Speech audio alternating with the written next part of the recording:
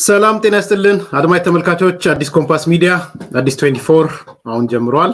የዛሬው የአዲስ 24 ፕሮግራማችን ጂኦፖለቲካው ከየት ወዴት እየሄደ ነው የሚል ርዕስ እናነሳለን። በዚህ ዙሪያዎች ያሉ የወጡ መረጃዎችን የቅርብ መረጃዎችን እንነጋገርበታለን፣ ሼር እናደርጋለን፣ ውይይትም እናደርግበታለን። ላይክ አድርጉ፣ ሰብስክራይብ አድርጉ፣ ሼር አድርጉ። ካፍታ ቆይታ በኋላ ተመልሼ እመጣለሁ።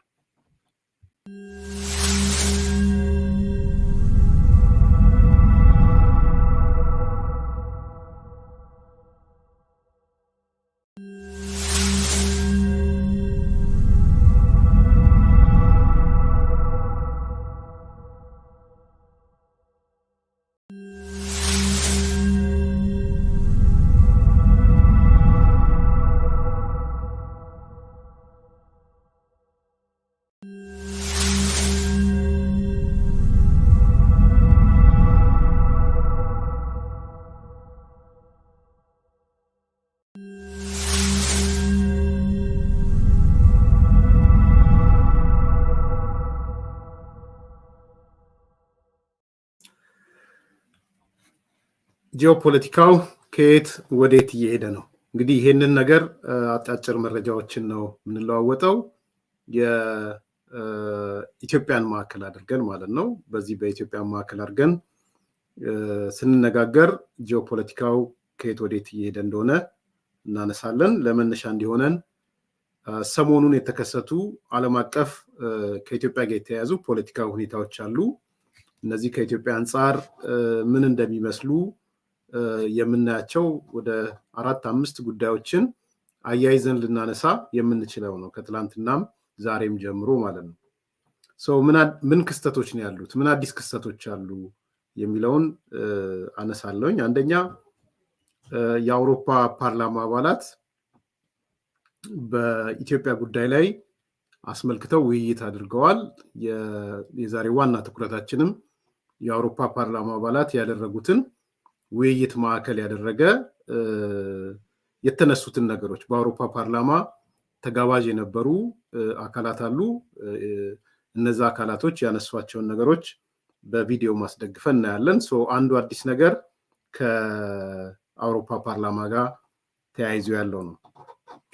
ሁለተኛ የዛሬ ሪፖርተር የእንግሊዝኛው ክፍል ያወጣው አለ።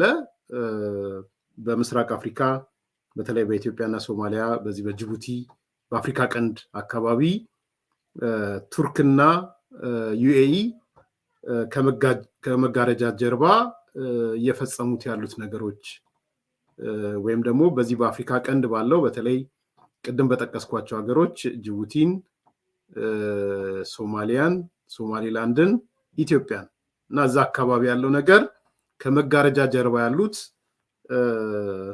ቱርክና ዩኤኢ ናቸው ብሏል። የሁለቱ ፍጥጫም አብረን የምናይበት ነው። በሪፖርቱ ላይ የተነሱትን አንዳንድ ሀሳቦች ጨምረን እናነሳለን። ሶስተኛ ያው ከዚህ በፊትም ተነስቷል፣ የዚህ ሳምንት መነጋገሪያ የነበረው ቱርክ ከሶማሊያ ከሞቃዲሾ መንግስት ጋር የፈጸመችው ወታደራዊ ስምምነት አለ። ያ ወታደራዊ ስምምነት የሚነሱበት የተለያዩ ሀሳቦች በዛ ዙሪያ እየተነሱ ያለበት ነው። የሶማሌላንዱ ፕሬዚዳንትም የተናገረው ነገሮች አሉ። እሱ አንዱ ክስተት ነው። ሌላ በአራተኛ ደረጃ የኢሳያስ አፈወርቂ የኤርትራው አምባገነን ፕሬዚዳንት ግብፅን ጎብኝቷል። ግብፅን ጎብኝቶ የተነጋገራቸው የተመካከሩት ነገር አለ። አህራም ኦንላይን ባወጣው ሄድላይን አድርጎ ያወጣው ኢሳያስ አፈወርቂና አልሲሲ ሲገናኙ የግብፁ ፕሬዚዳንት ከተነጋገሩበት ነገር አንዱ አልሲሲ እና ኢሳያስ የሶማሊያን ሶቨሬኒቲ መከበር አለበት ብለው፣ እንግዲህ ሶማሊያ ሌላ ናት፣ የተነጋገሩት ግን ኢሳያስ አፈወርቂና አልሲሲ ናቸው። እና ሌላኛው ክስተት ይሄ ነው፣ በአራተኛ ደረጃ ያለው ማለት ነው። አምስተኛ ዩኤኢ በግብፅ የተፈራረመችው አዲስ ኢንቨስትመንት ደግሞ በሌላ ሳይድ ዛሬ ወጥቷል። በተለይ አዲስ ስታንዳርድ አጥቶታል። የአረብ ኤሚሬት ከግብፅ ጋር ወደ 35 ቢሊዮን ዶላር የሚጠጋ የዴቨሎፕመንት የሜዲትራኒያን ኮስት ሪጅን ዴቨሎፕመንት ስምምነት አድርጋለች። ይሄም በራሱ አንዱ አነጋጋሪ ሆኖ የወጣ ነገር ነው። በሌላ በኩል ስድስተኛ ያው ሰሞኑን የምናየው የአሜሪካ መንግስት የኢትዮጵያ ውስጥ የውስጥን ችግር ለመፍታት እያደረገ ያለው ጥረትም እናየዋለን።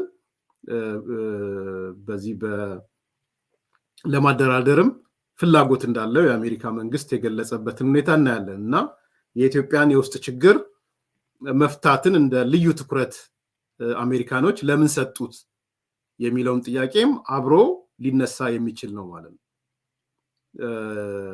የኢትዮጵያ ምናልባት እነዚህ የጂኦፖለቲክሱ የውጫዊ ሁኔታ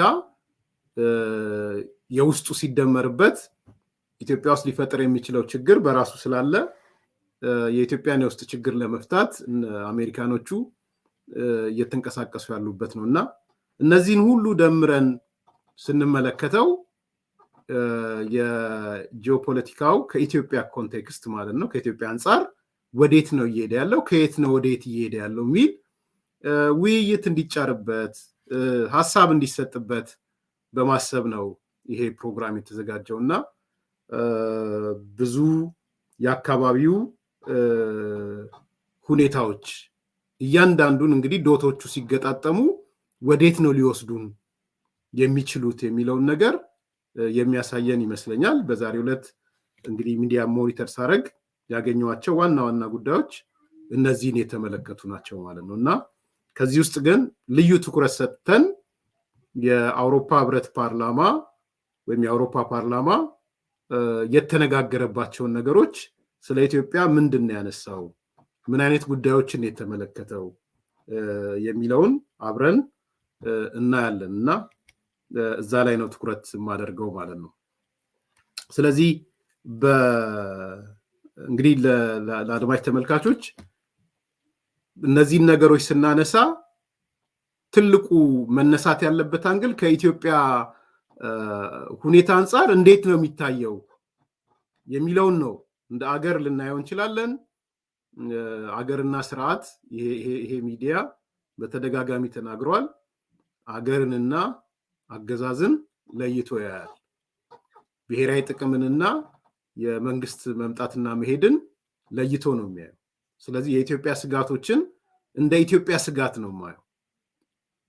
አገራዊ ስጋቶችን እና አገራዊ እንቅስቃሴዎችን እንደ አገር ነው እንጂ ከአገዛዝ መውደድ ከአገዛዝ መጥላት ጋር አስተሳስረን የምንመለከተው አይደለም። ብሔራዊ ጥቅማችን ብሔራዊ ጥቅማችን ነው። የብሔራዊ የህልውና ጉዳያችን የብሔራዊ የህልውና ጉዳያችን ነው እና ይሄን ነገር ስንመዝን ከአንድ ነገር ብቻ ተነስቶ እኔ በደንብ ማስመር የምፈልገው ከአንድ ነገር ለምሳሌ ከስርዓት ጥላቻ ከአገዛዝ ጥላቻ ብቻ በመነሳት የሚሰራ ምልከታ አይኖርም። ምክንያቱም አገዛዝ የሚኖረውም አገር ሲኖር ነው፣ ለመጥላትም አገር ሲኖር ነው እና የሚሰረቡ ሴራዎች እነ ግብፅ የሚሸርቡት እነ ኢሳያስ አፈወርቂ የሚሸርቡት ሴራ ምን ወዴት ነው ሊወስደን የሚችለው የሚለውን ራሱን ችሎ መታየት ያለበት ነው።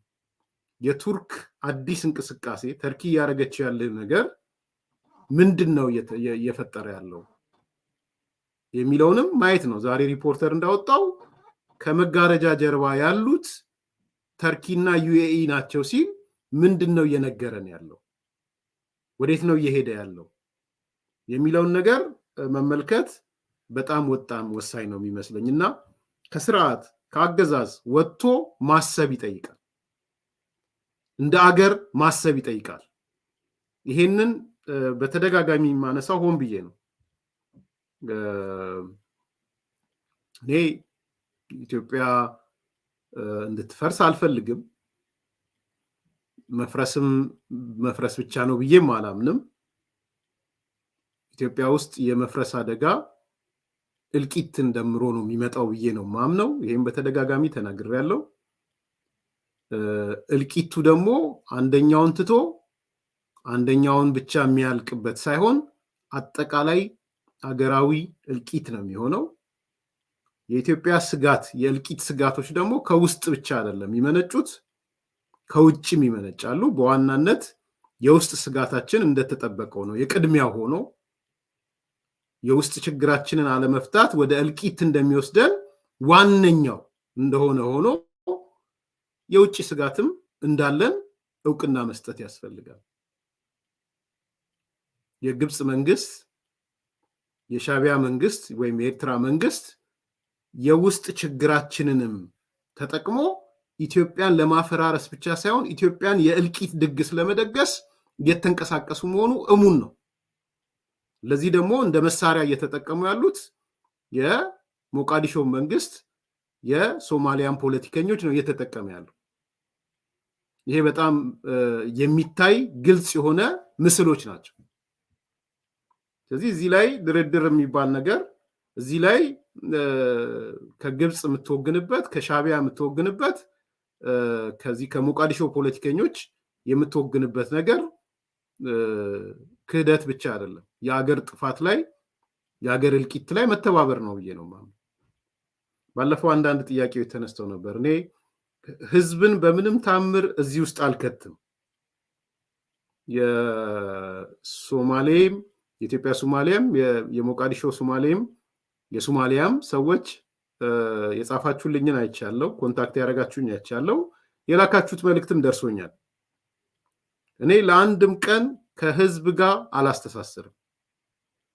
ኢቭን ግብፅን እንኳን ሳነሳ የግብፅ መንግስት ነው እያልኩ ማለት ነው። የግብፅ መንግስት እና በዛ መንግስት ዙሪያ ያሉ የፖለቲካ ኃይሎች፣ በዛ ዙሪያ ያሉ አካላቶች ናቸው እንጂ የግብፅ እንደ ህዝብ እኔ ብዙም የማውቀው ነገር የለም። ትምህርት ቤት ተምሮ ሊሆን ይችላል፣ የኢትዮጵያ ጥላቻ የተለያየ ነገሮች ተምሮ ሊሆን ይችላል። ግን ህዝብ እንደ ህዝብ እኔ የጠላትነት ካታጎሪ የለኝም። ስለዚህ ከሶማሊያም የኢትዮጵያ ሶማሌ ነው። እናንተ ለምን አክት እንዳደረጋችሁም አልገባኝም።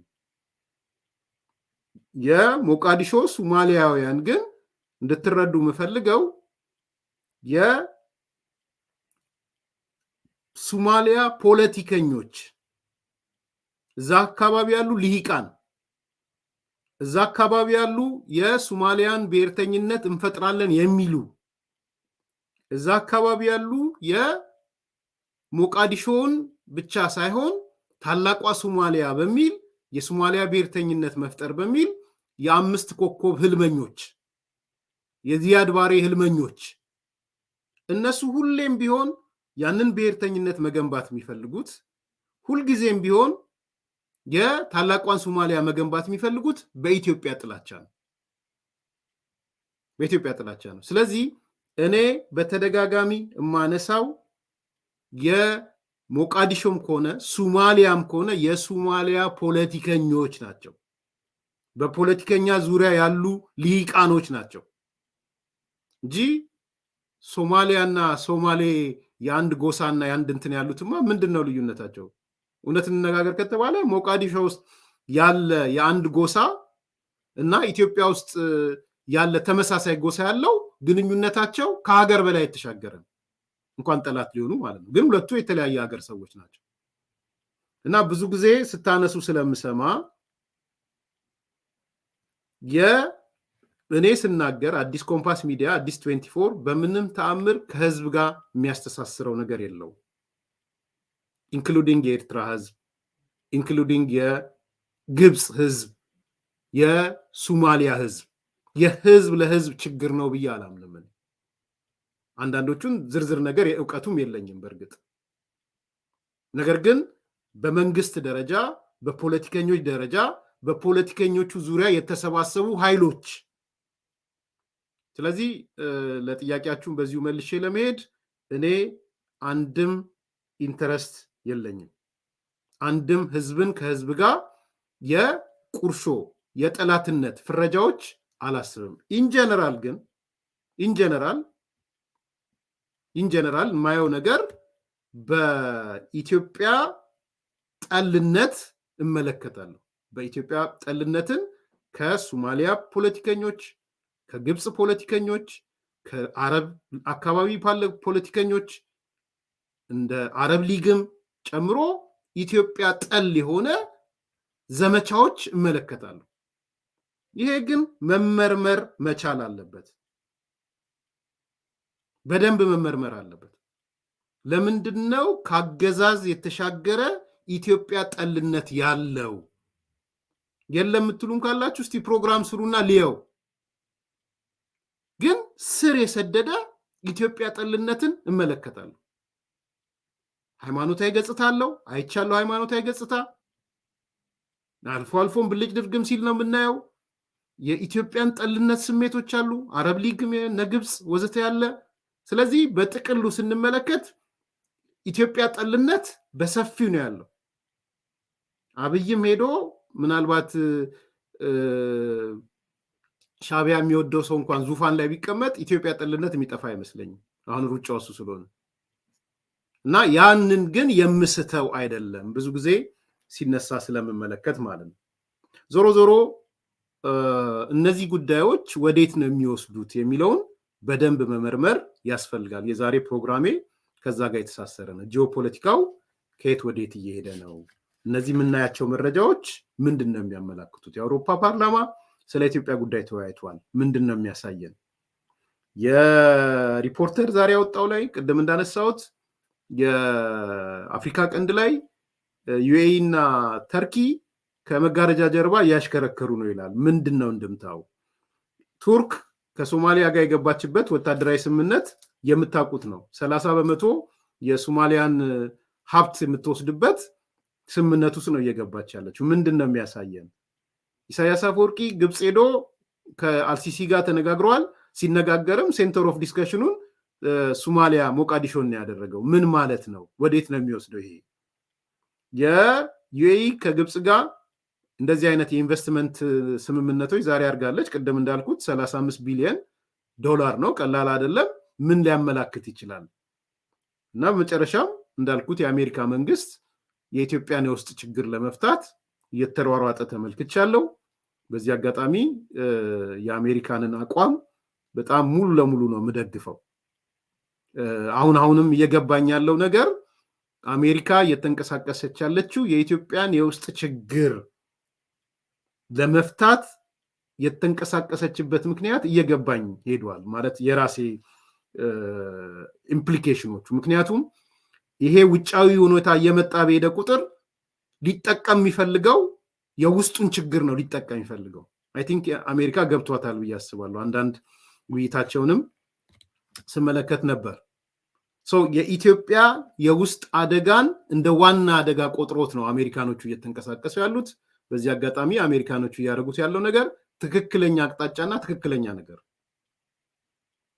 ኢትዮጵያ የውስጥ ችግሯን ካልፈታች ከዚህ ከነ ኢሳያስ አፈወርቂ የሚመጣው ከግብጽ የሚመጣው ከተርኪ የሚመጣው ከሶማሊያ የሚመጣው ሌላ የውስጥ ሁከት ፈጥሮ አገሪቷን ሌላ ቀውስ ውስጥ ሊከታት ስለሚችል ቶሎ በፍጥነት የውስጡን ችግር መፍታት፣ ቶሎ በፍጥነት ኢትዮጵያ ውስጥ ያለውን ከታጣቂዎቹ ጋር የተያያዘውንም ሌሎች ኢኮኖሚያዊ ችግሮቹንም ከረሃቡ ጋር የተያያዘውንም ቶሎ መፍታት አይ ቲንክ እንደ አማራጭ እንደ ወሳኝ ጉዳይ ያዩት ይመስለኛል። የአሜሪካንን እንቅስቃሴ እስካሁን ባለው በፖዚቲቭ ነው የምመለከተው እያደረገች ያለችውን እንቅስቃሴ። ዞሮ ዞሮ የውስጥ ችግራችን ላይ ቶሎ ለመፍታት መሯሯጡ በጣም ጠቃሚም ነው። እኔም ማምንበት የቅድሚያ የውስጥ ችግራችንን መፍታት ወሳኝ ነው ብዬም ስለማምን፣ ስለዚህ እነዚህ ሁሉ የፖለቲካ ጂኦፖለቲካዊ እንቅስቃሴዎች ከየት ወዴት ይወስዱናል የሚለው እናያለን። ግን የዛሬ ዋና ትኩረቴ ቅድም እንዳነሳውላችሁ የአውሮፓ ፓርላማ የተወያዩበት ነገር ምንድን ነው የሚያመላክተው የሚለውን ነው የምናየው። ላይክ አርጉ፣ ሰብስክራይብ አርጉ፣ ሼር አርጉ። ካፍታ ቆይታ በኋላ ተመልሰን እንመጣለን።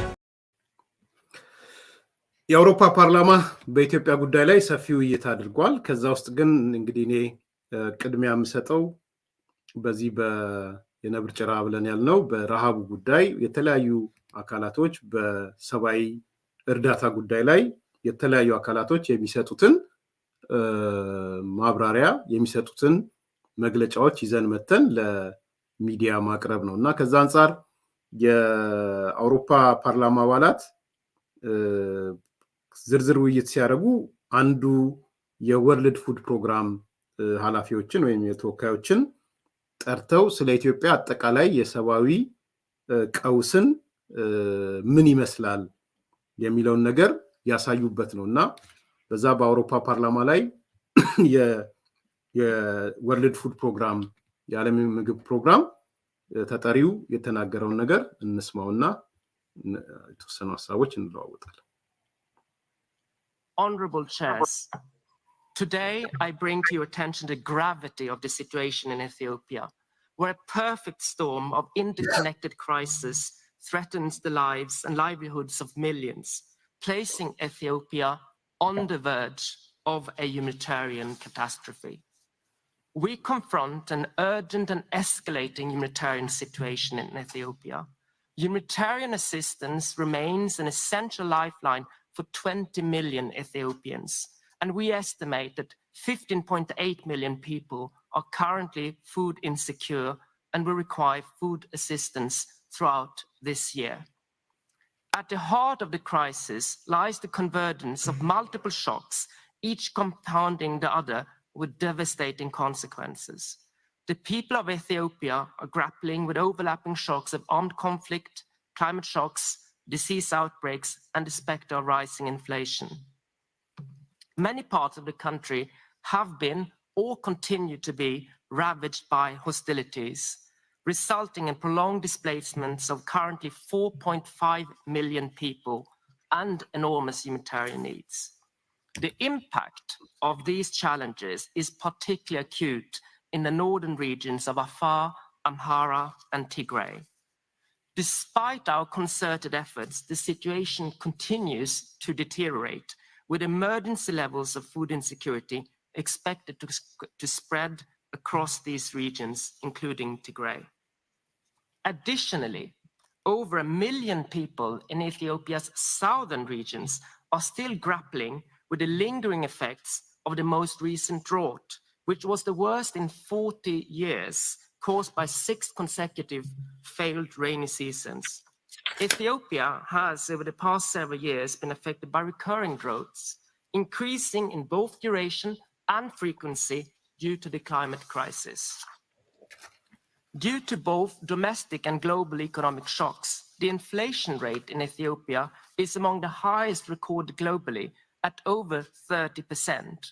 As a result, prices of essential commodities have soared, while the purchasing power of Ethiopians continues to be eroded. Allegations of widespread food aid diversion and its impact on food aid distribution have also deepened pre-existing vulnerabilities and contributed to food insecurity. Honorable chairs, as members ይሄ እንግዲህ እንዳያችሁት የዓለም የምግብ ፕሮግራም ለአውሮፓ ፓርላማ ያቀረበው ሪፖርት ነው እና ምንድነው ያለን ያለው በርካታ ነገሮች ናቸው። ዋና ዋና የሚመስለኝ ነገሮች ለማንሳት በኢትዮጵያ ያለው የሰብአዊ ቀውስ አሳሳቢ ደረጃ መድረሱን ነው ያነሳው። ወደ ፐርፌክት ስቶርም እየሄደ ነው የሚል ነገር ነው ያነሳለው። የሰብአዊ እርዳታ የሚያስፈልጋቸው ወደ 20 ሚሊዮን የሚጠጉ ኢትዮጵያውያን መኖራቸውንም በቁጥር አንስቷል። የሰብአዊ ቀውሱ በጦርነት፣ በአየር ለውጥ፣ በበሽታ፣ በዋጋ ግሽበት የመጣ መሆኑንም በሪፖርት ውስጥ አካቷል። 4.5 ሚሊዮን ህዝብ የውስጥ ተፈናቃይ ሆነዋል። ኢንተርናል ዲስፕሌስድ የሆኑ 4.5 ሚሊዮን አካባቢ ነው። ይህ ህዝብ ከፍተኛ እርዳታ ይፈልጋል በሚል ነው ያነሳው።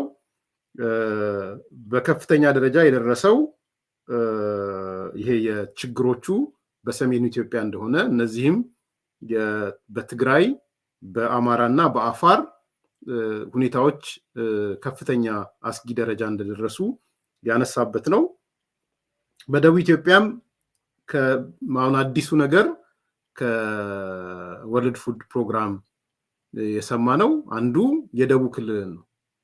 በደቡብ ክልልም ከሚሊዮን በላይ ሰዎች በድርቅ መጠቃታቸውንና ይህ ከ40 ዓመት በፊት የመጀመሪያው እንደሆነ 6 የዝናብ ዓመታት የደቡብ ክልልም ዝናብ እንዳላገኘ በዚህ ምክንያት በሚሊዮን የሚጠጉ አካላቶች ወደ ረሃብ እየሄዱ መሆናቸውን የሚያሳይ ነገር ነው እያነሳለው። ከዛ በተረፈም የኢትዮጵያ ያለው የዋጋ ግሽበት ኢንፍሌሽኑ በዓለም ከፍተኛ ደረጃ የደረሰ እንግዲህ እሱ ያለው አይ ቲንክ 30% ያለ መሰለኝ የዋጋ ግሽበቱ በዓለም ደረጃም 30% የደረሰበት ነው። የህዝቡ የመግዛት አቅምም ማሽቆልቆሉን ፐርቼዚንግ እንትኖቹም ማሽቆልቆላቸውን ያነሳበት ነው። ምናልባት ያልሰማነው ሌሎች ዝርዝር ነገሮች ነበሩ። ለምሳሌ ኢትዮጵያ ስደተኞችንም ከመቀበል አንጻር ከአፍሪካ 3ኛ እንደሆነች እና ከ1 ሚሊዮን በላይ ስደተኞችም እንዳሉ ያነሳበት ነው። የደቡብ ሱዳን፣ የሶማሊያ፣ የኤርትራና የሱዳን ስደተኞች በኢትዮጵያ እንደሚገኙ ያነሳበትን ሁኔታ እንመለከታለን እና እነዚህ እንግዲህ ጠቅለል አድርገን ስንመለከት የኢትዮጵያ የሰብአዊ ቀውስ የደረሰበትን ሁኔታ የምንመለከተው ነው። የዓለም የምግብ ፕሮግራም እያለን ያለው ይሄንን ቅድም እንዳልኩት አዲስ የተጨመረው ነገር የደቡብ ክልልም ሳውዝ የተባለ ብሎ ያነሳው ወደ ሌላ የድርቅ ወደ ረሃብ፣ ምክንያቱም ደቡብ ላይ ብዙ ጦርነትም ያለ አይመስለኝም፣ ወደ ረሃብ እየሄደ ያለ አካባቢ መሆኑን አዲስ እየተመለከትን ነው። ስለዚህ ኢትዮጵያ በአጠቃላይ ወዴት ነው እየሄደች ያለችው? በዚህ አይነት ሰብአዊ ቀውስ ምንድነው ሊመጣ የሚችለው የሚለውን ነገር ዓለም በዚህ ልክ ነው እየነገረን ያለው። ዓለም በዚህ ልክ ነው የሚያውቀው። የኢትዮጵያ ባለስልጣናት ምን ያህል በዚህ ልክ ያውቃሉ የሚለውን ያው የምናየው ነው። ከፍታ ዘመን ላይ ነን ያለነው፣ የከፍታ ዘመን ወዘተ ነው እያሉ ያሉት። የዓለም ምግብ ፕሮግራም ግን ይሄን ነው እየነገረን ያለው። ከዛ በተጨማሪም እንግዲህ የዋጋ ግሽበቱ እነሱ 30% ይላሉ። እኔ ባለኝ መረጃም በምንሰማውም ነገር ፕራክቲካሊ መሬት ላይ ያለው እውነት የኢትዮጵያ የዋጋ ግሽበት በተለይ ከምግብ ነክ ጋር ተያይዞ ከ50% በላይ ከ50% በጣም ከቁጥጥር ውጪ የወጣ የዋጋ ግሽበት ያለበት ሁኔታ ነው የምናየው። ግን እነሱ ያው የመንግስትንም ዳታ ስለሚወስዱ የመንግስት ዳታ በዚህ ወቅት 29 ወይ 30% ስላለ እሱን እንኳን ወስደው ነው ምን ያህል ከፍተኛ የሆነ የዋጋ ግሽበት መኖሩን ያሳዩበት ነው። እና ዓለም እየተገነዘበን ያለው በዚህ መጠን ነው። ዓለም እየተረዳን ያለው በዚህ መጠን ነው።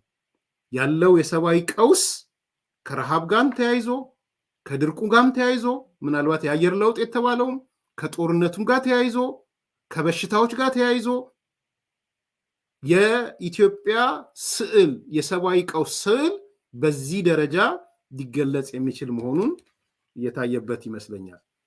አድማጭ ተመልካቾች ላይክ አድርጉ፣ ሰብስክራይብ አድርጉ፣ ሼር አድርጉ።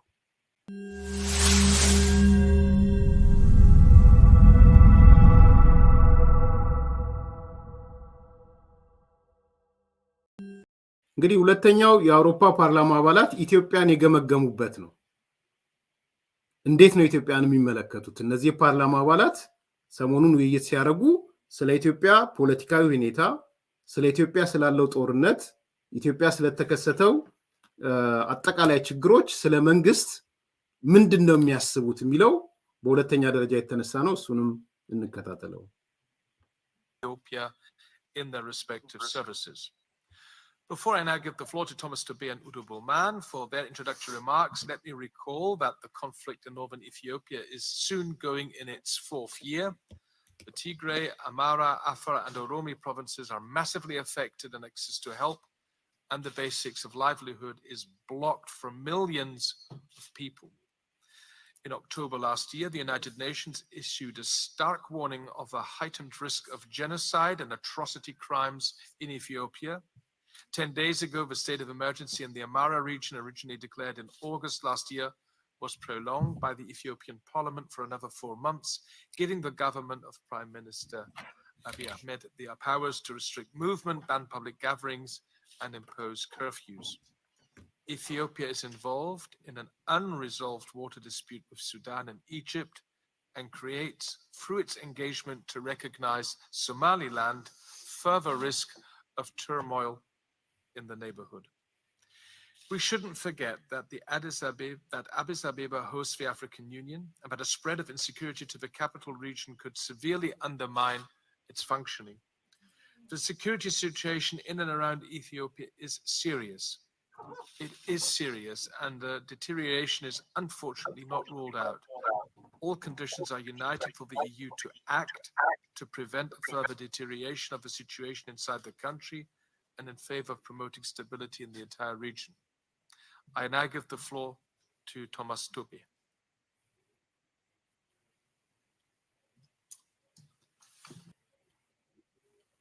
እዚህ እንግዲህ እንደሰማችሁት ይሄኛው የአውሮፓ ፓርላማ ያነሳ ያለው ነገር አጠቃላይ በኢትዮጵያ ያለውን ሁኔታ ነው። የአውሮፓ ፓርላማዎች ናቸው ቀደም ብዬ ሌት የሆናችሁ ሰዎች በኢትዮጵያ ያለው ኮንፍሊክት እነሱ ኮንፍሊክት ነው የሚሉት እንደቀጠለ ነው።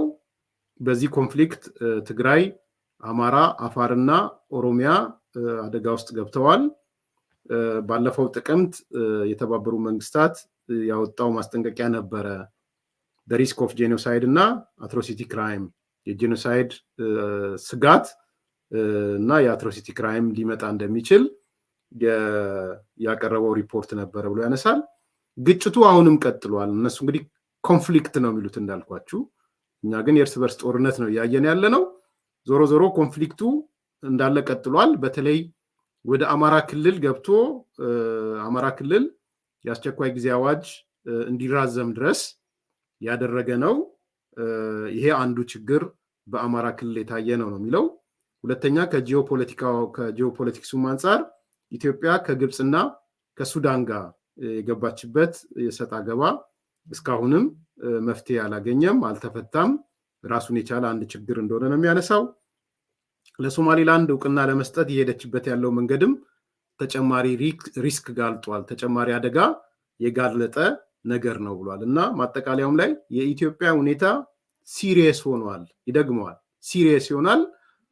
አውሮፓ ህብረት በዚህ ጉዳይ ላይ አንድ ነገር ማድረግ አለበት በሚል የገለጸው ነው። ስለዚህ ይሄ አንዱ የመጀመሪያው ሰው ያነሳው ነው። የሚቀጥለውን ደግሞ እንስማ።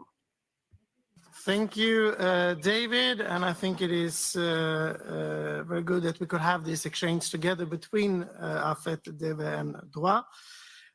It is not the first time that we discuss the overall situation in Ethiopia together. As you know, this country is facing multiple challenges, and it is important to look at this in a holistic way. For many years, Ethiopia was one of the closest partners to us in the region, with the country perceived as the anchor of stability in the Horn of Africa.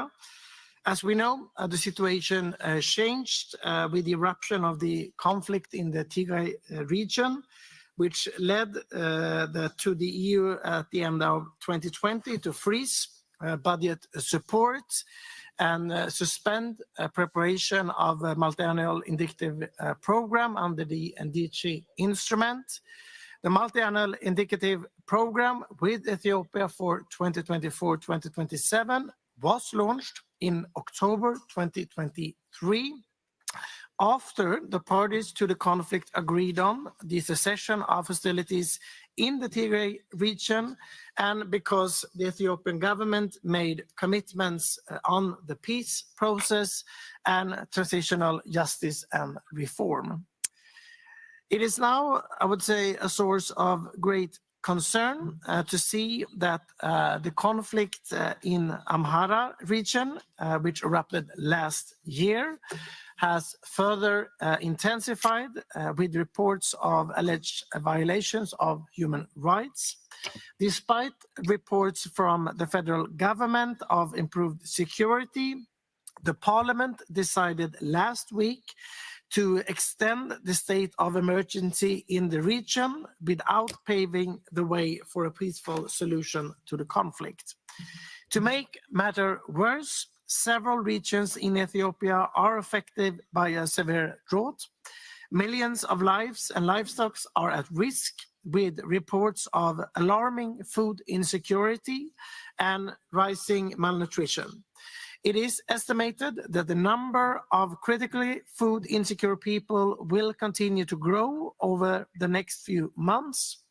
Urgent humanitarian assistance is required, notably in Amhara, where the situation is further worsened by the conflict, and in Tigray, where communities have yet to recover from the last conflict. Our exchange today.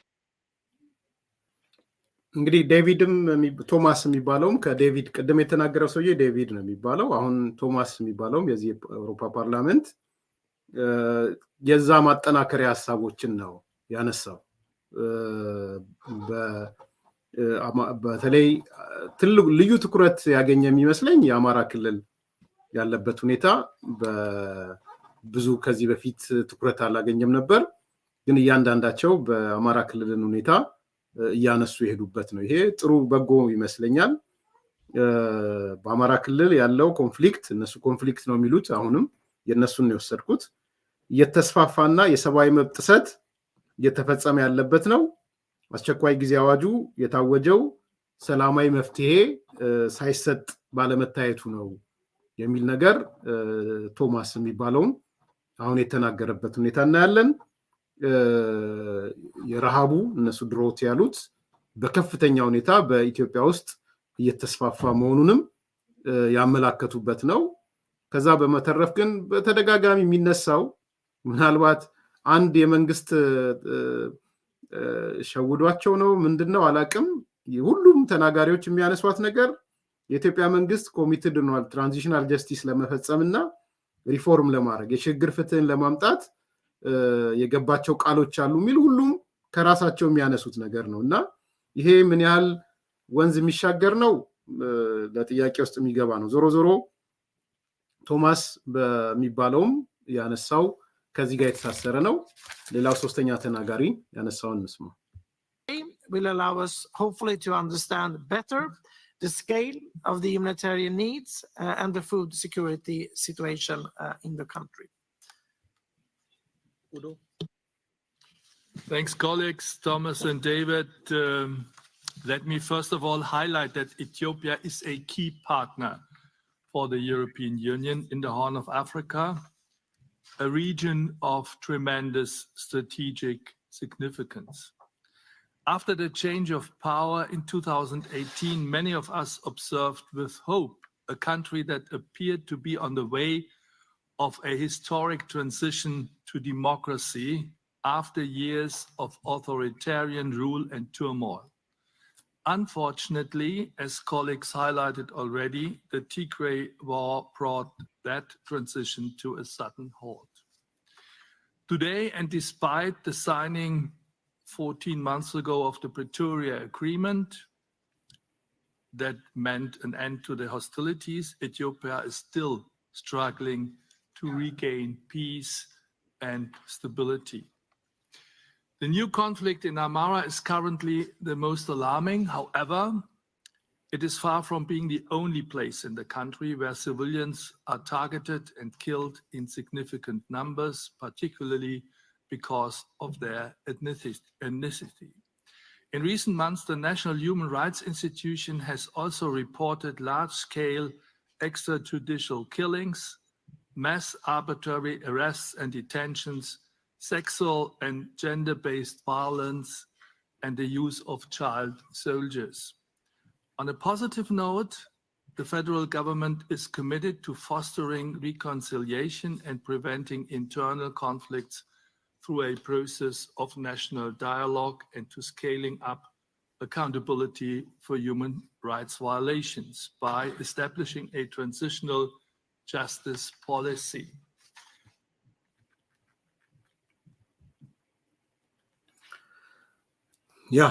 እንግዲህ ይሄም ሰው እንዳያችሁት ባክግራውንዱን ነው ያነሳው። የ2018 እንደ አውሮፓ አቆጣጠር ለውጥ ተስፋ ጨሮ ነበረ፣ ግን ዲሞክራሲያዊ ሽግግር ሳይደረግ ቀረ ነው የሚለው። የዚህም አንዱ ምክንያት በትግራይ የተለኮሰው የትግራይ ጦርነት የሚባለው እንደሆነም ያነሳል። በደቡብ አፍሪካዊ ሰላም ስምምነት ቢደረግም አሁንም የኢትዮጵያ መረጋጋትና ሰላም ማግኘት አልቻለችም እያለ ነው የሚያነሳው። አዲሱ በአማራ ክልል የተከፈተው ኮንፍሊክት ሌላ ስጋት ጭሯል የሚል ነው። በተለይ በማንነታቸው በብሔራቸው ወይም ኤትኒሲቲ ምክንያት ጉዳት እየደረሰባቸው ያሉ አካላቶች አሉ። እነዚህ በማንነታቸው ወይም በኤትኒሲቲ ጥቃት እየደረሰባቸው ያለው በአንድ በኩል ከህግ ውጭ መገደል፣ በጅምላ መታሰር፣ በሴክሹዋል ቫዮለንስ እና ቻይልድ ሶልጀርስ የሚታዩበት ሁኔታ ተፈጥሯል ነው የሚለው።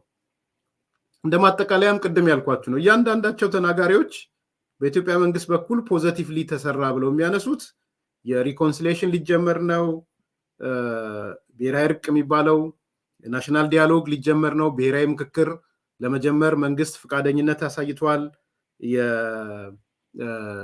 ፍትህ የሽግግር ፍትህ ለማምጣትና ጥፋት የፈጸሙትን ተጠያቂ ለማምጣትም እየሰራ ነው የሚል ይሄ በሁሉም ተናጋሪዎች እንደማጠቃለያ የሚነሳና አይ ቲንክ ስርዓቱ የተሸጠለት አጀንዳ ይመስለኛል። ይሄ አጀንዳ መሬት ላይ ካለው እውነታ ይልቅ እጅግ በጣም የተሸጠለት አጀንዳ ይሄ አጀንዳ ነው እና ዞሮ ዞሮ ግን የአውሮፓ ፓርላማ አባላት ኢትዮጵያን የሚያዩበት ነገር ይሄ ነው።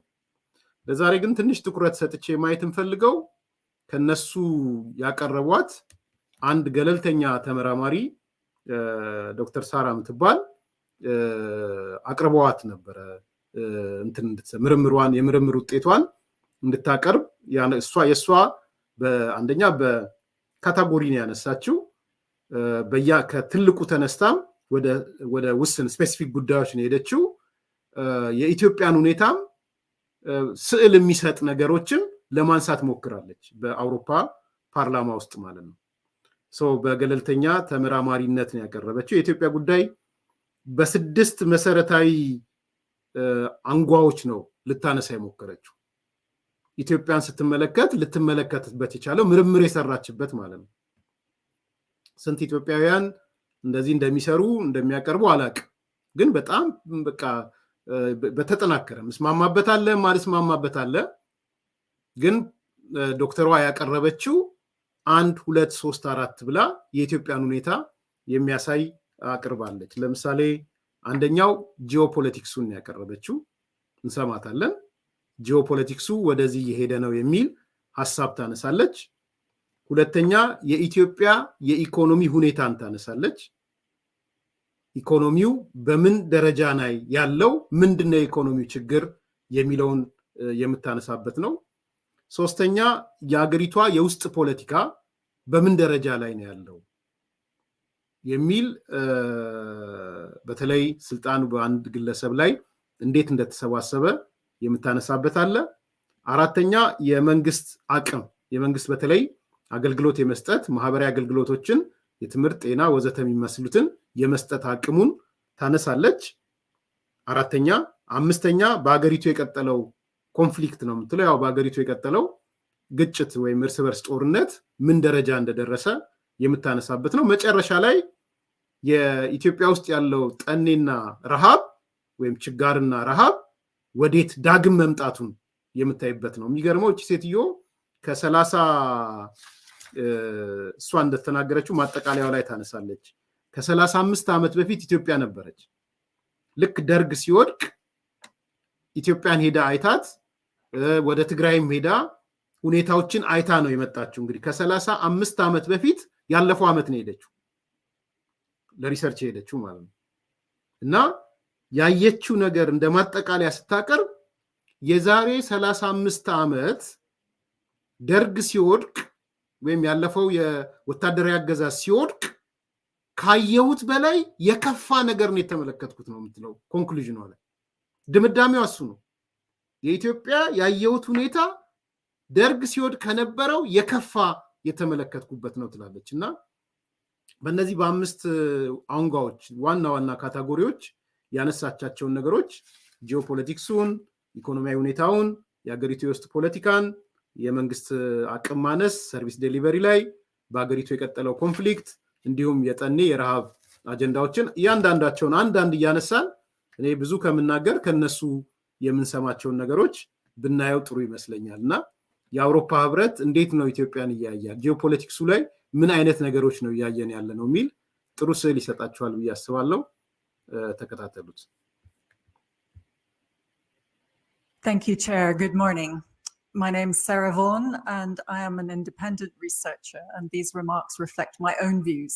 They're not made on behalf of any other institution. I've been asked to give you a brief overview. I will make 6 points, starting at the macro level and concluding with the more specific. Firstly, geopolitics. I see weakness and dependency. In my view, Ethiopia's sovereign decision-making power is weaker than at any time since the Derg regime, when the military government was strongly dependent on the patronage of the Soviet Union. The Horn region is more violent and more volatile than at any time since the 1980s, and the influence of foreign powers, particularly but not only the Gulf states, is stronger. This has exacerbated violence of civil wars in both Ethiopia and Sudan, and the toll on civilians. The Ethiopian Prime Minister's striking new saber rattling in relation to the country's need for access to the sea, inverted commas, last year directed towards Eritrea and this year arising from Ethiopia's controversial MOU with Somaliland, has contributed to destabilizing the region. In the last 6 months, Ethiopia has increasingly antagonized its neighbors with little evidence of gain of its national interest. Secondly, the economic picture, which is also one of dependency. እንግዲህ አንደኛው የምታነሳው እንደሰማችኋት የጂኦፖለቲክሱን ነው የምታነሳው እና ጂኦፖለቲክሱ ላይ የኢትዮጵያ ጂኦፖለቲክስ ሁለት ነገሮችን ታስቀምጣለች በጣም ሊያነጋግሩ የሚችሉ ነገሮች ናቸው ዶክተሯ የምታነሳው በአንድ በኩል በጣም ደካማ የአጠቃላይ ከጂኦፖለቲክሱ ሲታይ እና ጥገኛ weak and dependent ነው የምትለው ይሄ ደግሞ ታነጻጽረዋለች የምታነጻጽረው ምንድነው በአሁን ሰዓት የኢትዮጵያ ሉዓላዊነት ወይም ደግሞ በአገሯ ጉዳይ መወሰን በደርግ ጊዜ ከነበረው ያነሰ ነው የምትለው ይሄም በደንብ እንድትሰሙት የሚያስፈልግ ነገር ነው ሪሰርቸር ናት ኢንዲፔንደንት ናት የፓርላማው አባል አይደለችም ለዊትነስ ወይም ለምርምሩን እንድታቀርብ ነው ለአውሮፓ ህብረት የተጋበዘችው ያነሳች ያለችው በአሁን ሰዓት የኢትዮጵያ ሉዓላዊነት ወይም በአገሯ ጉዳይ የመወሰን አቅሟ ደካማ ብቻ ሳይሆን ጥገኛ ከመቼው ጊዜ ያነሰ ከደርግ ዘመንም ያነሰ የደርግ ስርዓት ከሱ ያነሰ እንደውም ኮምፔር የምታደርገው እሱ ነው በደርግ ጊዜ እንደምታውቁት ደርግ በጣም ጥገኛ የነበረው በተለይ በመጨረሻው አካባቢ ከሶቪየት ህብረት የደርግ ጥገኝነት ከሶቪየት ህብረት ጋር የተያያዘ ነው የፈራረሰችው ሶቪየት ህብረት ከሱ እንግዲህ እሱን ነው የምታወዳደረው በደንብ እንድትሰሙት የምፈልገው አንዱ እሱ ነው እሱ ብቻ አይደለም የምታነሳው የውጪ ተጽዕኖ በተለይም የገልፍ ሀገሮች ትላለች ለዚህ ነው ጂኦፖለቲካው ከየት ወዴት የሚለውን መዝጃ ያመጣሁት የውጪ ተጽዕኖ በተለይም የገልፍ ሀገሮች የአረብ ሀገሮች ማለት ነው በጣም ጠንካራ ሆነው ኢትዮጵያ ውስጥ ተጽዕኖ እያሳደሩ ነው ይህም አገሪቷንም ሆነ ጎረቤቶቿን ኢንክሉዲንግ ሱዳን ብላ ወደ እርስ በርስ ጦርነት እየወሰዳቸው ነው ትላለች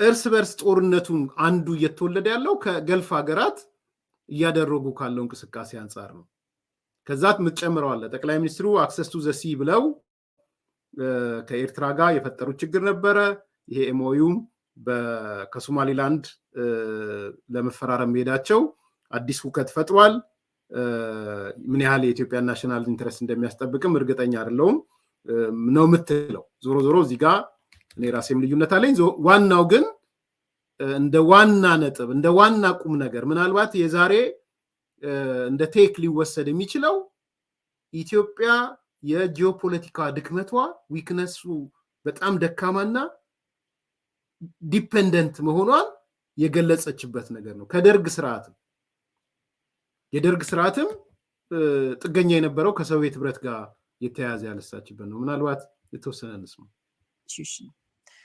I've been asked to give you a brief overview. I will make 6 points, starting at the macro level and concluding with the more specific. Firstly, geopolitics. I see weakness and dependency. In my view, Ethiopia's sovereign decision-making power is weaker than at any time since the Derg regime, when the military government was strongly dependent on the patronage of the Soviet Union. The Horn region is more violent and more volatile than at any time since the 1980s, and the influence of foreign powers, particularly but not only the Gulf states, is stronger. This has exacerbated violence of civil wars in both Ethiopia and Sudan, and the toll on civilians. The Ethiopian Prime Minister's striking new saber rattling in relation to the country's need for access to the sea, inverted commas, last year directed towards Eritrea and this year arising from Ethiopia's controversial MOU with Somaliland, has contributed to destabilizing the region. In the last 6 months, Ethiopia has increasingly antagonized its neighbors with little evidence of gain of its national interest. Secondly, the economic. Second ላይ እንመለሳለን እንግዲህ ይሄ አንዱ አሳሳቢው ነገር የዶክተሯ ምርምር ውጤት የኢትዮጵያ የሶቨሬኒቲ ጉዳይ ሉዓላዊነት ጉዳይ በአገሯ ጉዳይ የመወሰን አቅም ይሄ አቅሟ ኢቭን ከደርግ ጊዜ ከነበረው የሚያንስ ነው በደርግ ጊዜ እንደ ሶቪየት ህብረት አይነት ሀገሮች የፈጠሩት ኢምፓክት ነው የሚል ያነሳችበት ነው ባለፈው የዚህ የቱርክን አጀንዳ ሳነሳ የተርኪን አንድ ሰው የፖለቲካ ላይ ተሳትፎ ያለው ሰው አሁንም በንቃት የሚሳተፍ ሰው አንድ ነገር ሲለኝ ነበር ወታደራዊ ነገሮችን የሚያውቅና I think ኤርሚያስ ባንድ አንግል ያላየኸው ነገር አለ በጣም ጥሩ ነጥብ ነው ይሄ ተርኪ የኢትዮጵያን ገመና በሙሉ አውቃ ያንን ገመና በተለይ ከሶማሊያ ወይም ከሞቃዲሾ ጋር ግንኙነት ከፈጠረች ሪስክ ውስጥ ልንገባ እንችላለን የሚለውን ነገር ያስተሳሰረልኝ ሶቪየት ህብረት ከሞቃዲሾ መንግስት በዛን ዘመን ሶቪየት ህብረት ከዚያድ ባሬ ጋር የነበራትን ግንኙነት አንዱ ቨርሽን ማለት ነው እንደምታስታውሱት የሶማሊያ ሞቃዲሾ ወይም ዚያድ ባሬ ኢትዮጵያን ከመውረሩ በፊት የሶማሊያን በወታደራዊም በፖለቲካም በኢኮኖሚም የጀርባ አጥንቷ ሆኖ የነበረው ሶቪየት ህብረት ነው የነበረው የሶሻሊስት ካምፑ ስለሆነ ማለት ነው ዚያድ ባሬ እና በወቅቱ ሶቪየት ህብረት የሰጠቻቸው አይሮፕላኖች የተለያዩ ቁሳቁሶች እሱን ታጥቆ ነው ዚያድ ባሬ ረዘራፍ ረጎራው ያለው በኋላ እነሱ በሪኮማንዴሽናቸው ኢትዮጵያም ሶሻሊስት ሀገር ስለሆነች ባትወራት ይሻላል የሚል ሪኮማንዴሽን እንደሰጧቸው ይነገራል ይሰማል በኋላ ግን እንደምታውቁት ጦርነቱ ሲከፈት ሶቪየት ህብረት ከኢትዮጵያ ጋር ወገነች አሜሪካ ከዚያድ ባሬ ጋር ወገነች ምንድነው የሆነው በውጤቱ ኢትዮጵያ ነው አሸናፊ ሆነችው አይደለ የሶማሊያውን ጦርነት የሶማሊያ ጦርነት ግን አንዱ የማሸነፏ ምክንያት ኦፍ ኮርስ ህዝቡ በቁጣ የውጪ ወራሪ ሲመጣ ሞቢላይዝ መሆኑ እንደተጠበቀው ነው ሶቪየት ህብረትም የሞቃዲሾን አቅም የሚሊተሪ አቅም የሰራዊቱን አቅም የጦር መሳሪያዎቹን አይነት በሚገባ ታውቃለች ሶቪየት የሷ ስለሆነ ስለዚህ ዚያድ ባሬ የያዘው አቅም የሶቪየት ህብረትን አቅም ነው ያዘው ሶቪየት ህብረት ደግሞ ተገልብጣ የኢትዮጵያ አካል ሆናለች ስለዚህ በቀላሉ ያለውን መረጃ በሙሉ ለኢትዮጵያ መንግስት ወይም የኮሎኔል መንግስቱ አስተዳደር ከሶቪየት ህብረት የሚያገኝበት ሁኔታ ፈጠረ። ይሄ ቀላል ኢምፓክት አልነበረውም ነው። ይሄንን በዛሬ ገልብጡት። በዛሬ ስትገለብጡት የተርኪ ጉዳይ ይመጣል ማለት ነው።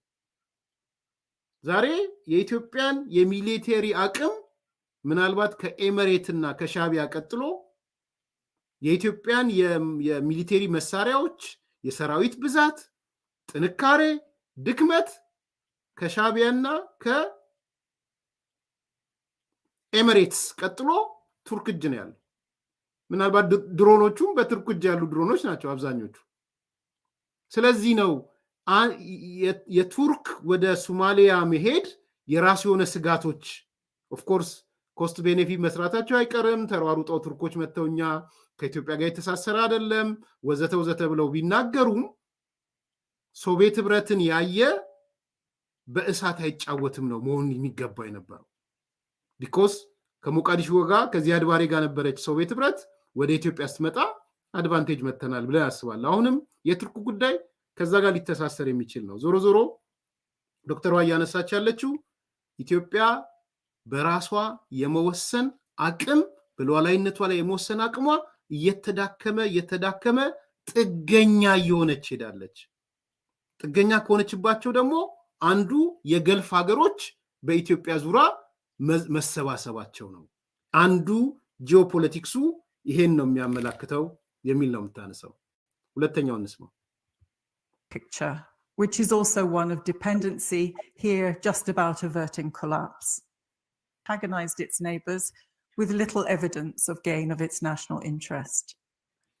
Secondly, the economic picture, which is also one of dependency, here just about averting collapse.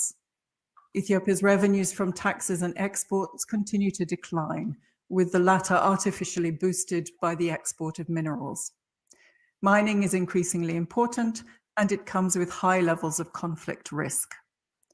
Proposed economic reforms, including devaluation, will, in my view, do little to address the deep dysfunctionality of the Ethiopian economy under current policy, but it will exacerbate the erosion of service delivery. The scope for leverage on the part of the IFIs or European partners should be carefully considered in a context of high levels of largesse, particularly from the Gulf states, but also including Chinese debt rescheduling. Thirdly, the domestic political level. Ongoing concentration and personalization of power in the person of the Prime Minister, who again shuffled his cabinet this week. This is an increasingly regular pattern, and on this occasion demonstrated just how far the pool of political loyalists on which he's able to draw has shrunk, particularly amongst Tigrayan and Amhara politicians.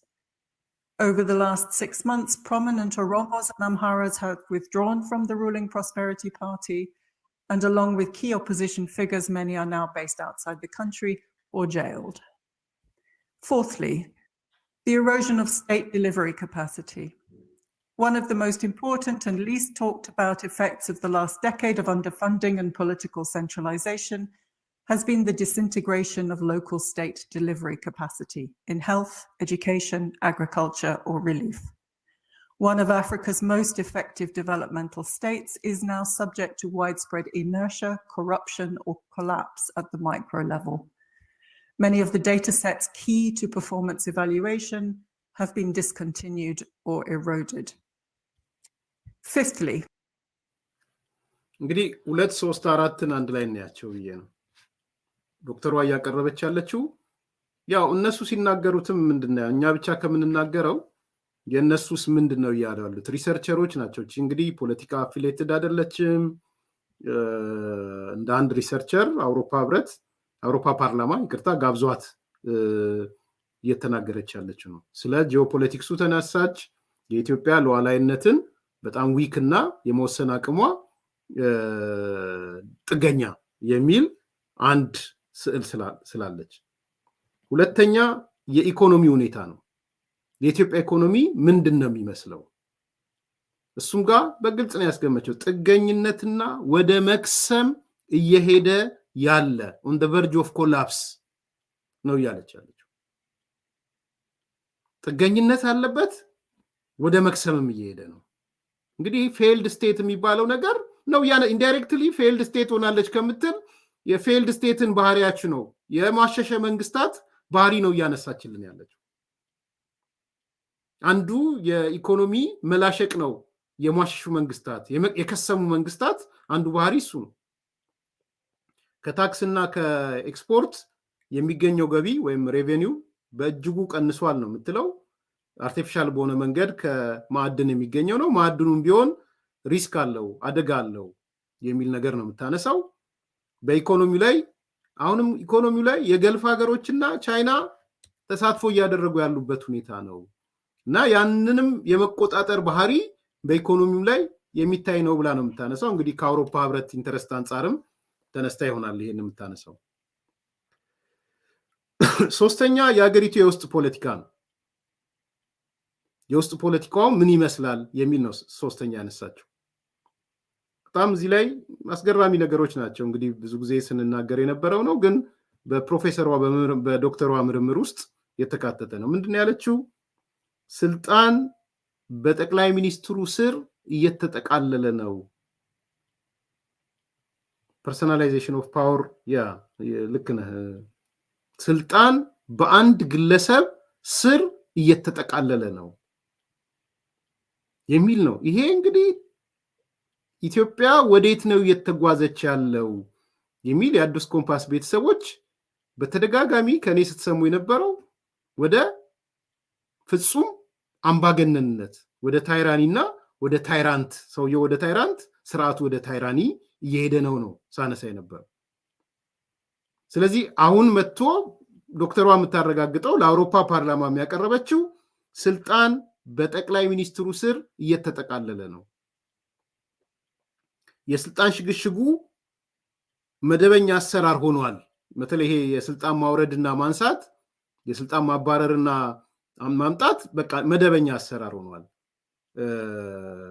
የፖለቲካ ታማኞች ስርዓቱ ያጣ ነው ብላ ታነሳለች እንግዲህ የሰሞኑንም የተካሄደውን ሪሻፍሊንግ ታነሳለች በዚህ ሰምታችሁታል ሰሞኑን በፓርላማ የተደረጉ የስልጣን ልውውጦች እንግዲህ አንድ መንግስት አልተረጋጋም ተብሎ ከሚታስበት አንዱ መለኪያ የባለስልጣናትን ሲሾምና ሲሽር ነው እሱን ነው እንደ አንድ መለኪያም ያመጣችውና የሚካሄዱት የስልጣን መስጠትና ማባረር መደበኛ አሰራር ሆኗል የፖለቲካ ታማኞች ስርዓቱ አጥቷል ባለፉት 6 ወራት የአማራና የኦሮሞ ባለስልጣናት ከገዢው ፓርቲ ለቀው ወጥተዋል ነው የምትለው ቁልፍ የሆኑ የአማራና የኦሮሞ ባለስልጣናት ምናልባት እንግዲህ እንታየ ደንዳን ከኦሮሞ እነ ገዱ አንዳርጋቸውን ከአማራ አካባቢ ይመስለኛል ባላት ዳታ የፖለቲካ ታማኝነት ራሱ ስርዓቱ እያጣ የሄደ ነው የሚል ነገር ነው በሶስተኛ የምታነሳው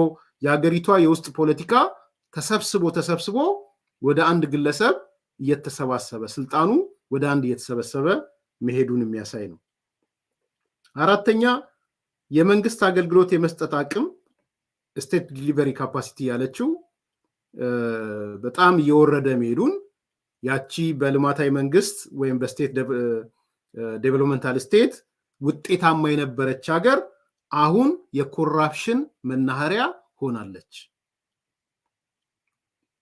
ነው ያለች ያለችው ኮላፕስ አርጓል ማክሮ ሌቭል ኮላፕስ ያረገ ነገር ነው ትላንት በዴቨሎፕመንታል ስቴት የአፍሪካ የልማታዊ መንግስት ተምሳሌት የሆነች ሀገር ሄዳ ወደ ኮላፕስ የመጣችበትን ሁኔታ ነው የምናየው የሚል በአራተኛ ደረጃ ያነሳቸው ነው አምስተኛ ምን ይላል እሱን እንስማው I agree developmental states is now subject to widespread inertia, corruption, or collapse at the micro level.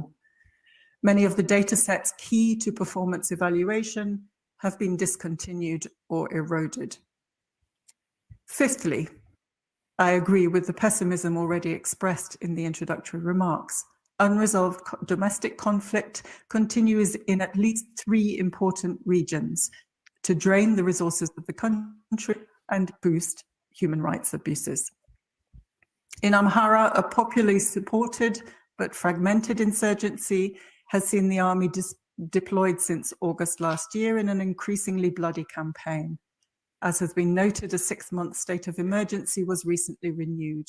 And on the 29th of January, between 50 and 80 individuals are believed to have been killed at a town near the regional capital. Unconfirmed reports indicate execution-style killings by the army going door to door. This is not a war which can be won militarily, and it is unlikely that it will be resolved by negotiation in the near future. Secondly, in Oromia, the 5-year insurgency of the Oromo Liberation Army in the West came close to a negotiated settlement in November last year, after weeks of work between the OLA and the military, before failing at the last minute. Fighting continues. In both of these regions, the government has closed the internet, and journalists have been precluded from travel and arrested. In Tigray, although the cessation of hostilities agreement has held since November 2022 with no fighting between the signatories, key tenets have not been implemented, notably the return of nearly 1 million IDPs to Western Tigray. Frustrations between Tigrayan and federal authorities are escalating, with many Tigrayans seeing an ongoing federal prosecution of war by other means over the last year.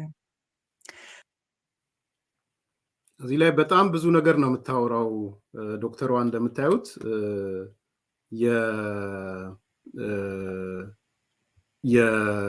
በአንድ በኩል ብዙ ነገሮች ነው በአገሪቱ የቀጠለውን ኮንፍሊክት ነው አምስተኛ የምታነሳውና አንድ ሰው እዚህ ላይ ሴትዮዋ የኢትዮጵያን ሁኔታ በቅርብ ነው የምትከታተለው ያልከው ሰው ያ እኔም ለዛ ነው ይዤው የመጣሁት ኤርሚያስ ሁሌ ከሚናገረው አዲስ ኮምፓስ ከሚናገረው እስቲ ደግሞ ሌሎቹ ምንድነው ያሉ ያሉት የገዢው ፓርቲ ሰዎችም የአውሮፓ ጠላቶቻችን ናቸው ምናምን ከምትሉ ያየው ስለሆነ ነው እስቲ ምንድነው እየተባልን ያለ ነው ምንድነው የሚያነሳው የውጭ ኃይል እንዴት ነው የሚያየን ይሄ የአውሮፓ ፓርላማ ነው ትልቁ የኢትዮጵያ እርዳታ የሚሰጠው አካል ነው ፓርላማው ምናልባት ሄዶ ለያገሮቹም ላይ ተጽዕኖ ያሳድራል ብዬ አስባለሁ የፓርላማው ዞሮ ከእንግሊዝ ውጪ ሁሉም የአውሮፓ ሰዎች ያሉበት ነው ቁጥሩ ቀላል ያልሆነ ስለዚህ ምንድነው በዛው ውስጥ ራን ያረጋ ያለውን ጆሮ ከፍቶ መስማት ነው እንጂ የኢትዮጵያ ጠላቶች የምናምን ከዛ ውስጥ አውጥተ የምትቀበለውን ትቀበላለህ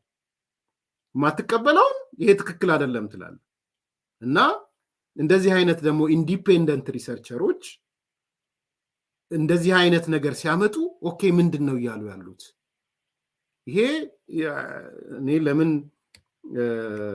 ያው ያልተለመደ ስለሆነ በቃ የኢትዮጵያ ውስጥ ጥቁርና ነጭ ነው ፖለቲካው ለዚህ ነው ጥቁር ወይ ነጭ በቃ ሌላ ነገር የለም የሥርዓቱ ምትደግፍ ከሆነ ያ ሥርዓቱ ስለአንተ ሁሉ ነገር ነጭ ነው የምትቃወም ከሆነ ለአንተ ሁሉ ነገር ጥቁር ነው ሌሎች የሚሉት ሁሉ ጠላት ነው የሚመስል ግን እዚህ ውስጥ የቀረቡ ፋክቶች ትልቅ ፋክቶች ናቸው ዞሮ በአምስተኛ ደረጃ ያነሳችው በአገሪቱ የቀጠለውን ኮንፍሊክት ነው ያነሳችው በሶስት ክልሎች አሁንም ኮንፍሊክቱ ቀጥሏል በአማራ በኦሮሚያና በትግራይ ብላ ነው የምታነሳው በአማራ ክልል በህዝብ ድጋፍ ያለው ነገር ግን ፍራግመንትድ ኢንሰርጀንሲ ነው ያለው ያው ነው የአማራ ክልል የአውሮፓ ህብረት ውስጥ እየሰማችሁ ያላችሁት ስለ ፍራግመንትድ ኢንሰርጀንሲ ስለ ሴንትራላይዝድ ኮማንድ የሌለው ፖለቲካሊም ሚሊተሪሊም ኮማንድ የሌለው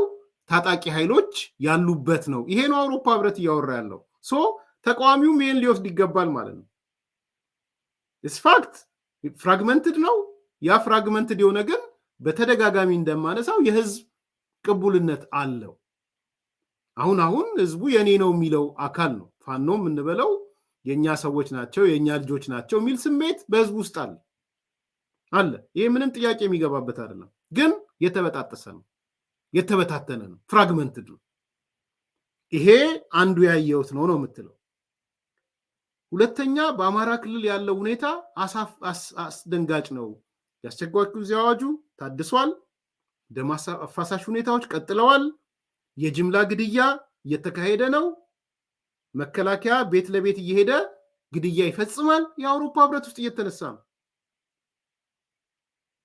ቤት ለቤት እየሄደ የጅምላ ግድያ ይፈጽማል መከላከያ ይሄ መረጋገጥ ያለበት ሪፖርት ብላ ማለት ነው እና መጨረሻም እንደገባኝ ነው በድርድር የመፈታት አቅሙንም እድሉንም ታነሳለች አንላይክሊ እንደሆነ ለምንድነው ይሄ ሆኖ የሚለውን መቼም ፋርዘር ሴትዮዋ ብትገኝ ዶክተሯ ብትገኝ መጠየቅ ያለባት ነገር ነው።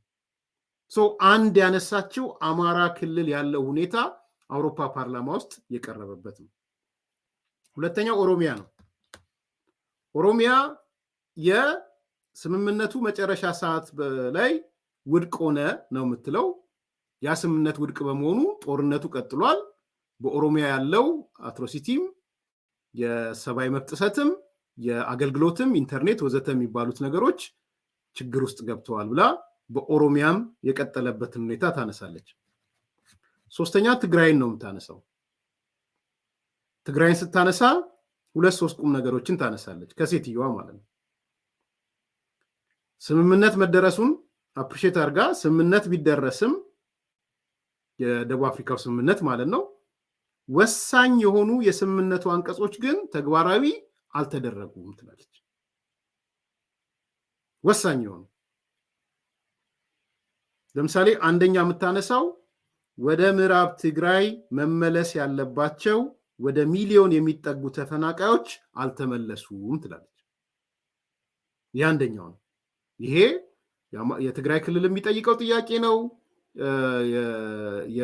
የፌደራል መንግስቱም መልሳለሁ ብሎ ቃል የገባበት ነው። ግን ሴትዮዋ አምጥታ አሁን ወደ ምዕራብ ትግራይ እሷ ምዕራብ ትግራይ የምትለው የወልቃይት ምናምን አካባቢ ይመስለኛል የምዕራብ ትግራይ መመለስ ያለባቸው ወደ ሚሊዮን የሚጠጉ ተፈናቃዮች አልተመለሱም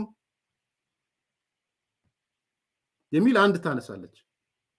ሁለተኛ በፌደራልና በትግራይ ባለስልጣናት መካከል አሁንም መወጣጠር አለ። መወጣጠር ይታያል። በማንና በማን መካከል? በፌደራልና በትግራይ ባለስልጣናት መካከል ውጥረቶች አሉ ብላ ነው የምታነሳው። ይሄንን ዲስትረስት አለ፣ በመሃል መተማመን የለም። የፌደራል መንግስቱና ትግራይ አዲስ አበባ ይመጣሉ፣ ይነጋገራሉ። ኢቨን ትላንትና አዲስ አበባ ሄደው እንደነበረ የትግራይ ኃይሎች ሰምቻለሁ። ምን እንደተነጋገሩ አላቅም። በመግለጫዎቹ ላይ የነበሩ ሰጣ ገባዎች እያያችሁ ነው። አቶ ጌታቸው ረዳም በግልጽ ወጥቶ መተማመን አልተፈጠረም፣ መተማመን የለም ሲል ሰምታችኋል። ዲስትረስት አለ በመሃል። ይህን እያነሳች ያለችው በፌደራል መንግስቱና በትግራይ ባለስልጣናት መካከል መወጣጠሮች አሉ። 2 ሶስተኛ ጦርነት በሌላ መንገድ በትግራይ እየተፈጸመ እንደሆነ በርካታ ትግራዮች ያምናሉ ነው የምትለው። ይሄስ ብለነው አይደል እንዴ? አልተውነውም እኛ ግን ብለነው ያልነው ነው። ጦርነት ሌላ ቨርሽን ዘሰከንድ ሁለተኛው ጄኖሳይዳል ዋር ትግራይ ውስጥ ገብቷል። ይሄ ዋር ግን ጥይት የሚተኮስበት አይደለም። አሰልስለህ የምትገልበት ሁለተኛው ጄኖሳይዳል ዋር ነው። በረሃብ የምትገልበት ማለት ነው። ይሄ ረሃብ በኋላ ታነሳዋለች። 6ኛ ላይ መጨረሻ ስትመጣ የምታነሳዋለ። ይሄ ሁኔታ ከባድ ችግር ፈጥሯል ነው የምትለው። ስለዚህ እንደዚህ አይነት አሰስመንት ትልቅ ነገር ነው። ኦኬ እንድሪስ ኢብራሂም አነሳላለሁ። ጥሩ ጥያቄ ነው ያነሳው።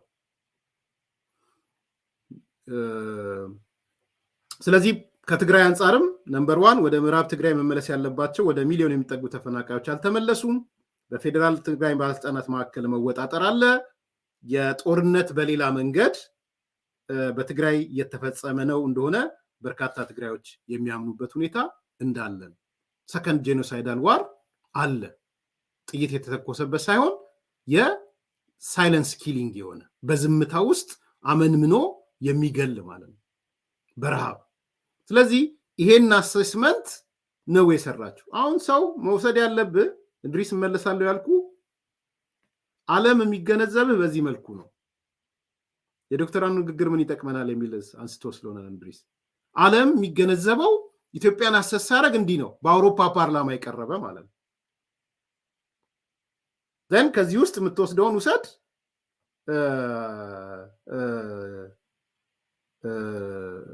የማትፈልገውን ልትወት ትችላለህ። እነዚህን ነገሮች ግን ለፖሊሲ ሜከሮች ለአጀንዳ ሀሳብ እንትን ለሚሉ ሰዎች እንደ ጠቀመ ይህንን ወስደው እኮ ነው የሚወስኑት። ዝም ብሎ መስሎን አውሮፓ ፓርላማ ቁጭ ብሎ ከነዚህ ነገሮች ወስዶ የብድር ጥያቄ ካለ የስምምነት ጥያቄ ካለ ሌሎች ውሳኔዎች የሚወስነው እንዲህ አይነት አሰስመንቶችን ወስዶ ነው። ቅድም ወርልድ ፉድ ፕሮግራም ያቀረበውን ሰምታችኋል። አሁን ደግሞ ኢንዲፔንደንት ስኮላር ገለልተኛ የሆነች አካል ነው እያቀረበች ያለችው። ካታጎራይዝ አርጋ በ6 ሴክሽን ነው ማቀርበው ብላ ማለት ነው። ሶ የመጨረሻውን የሴትዮዋን እንስማ።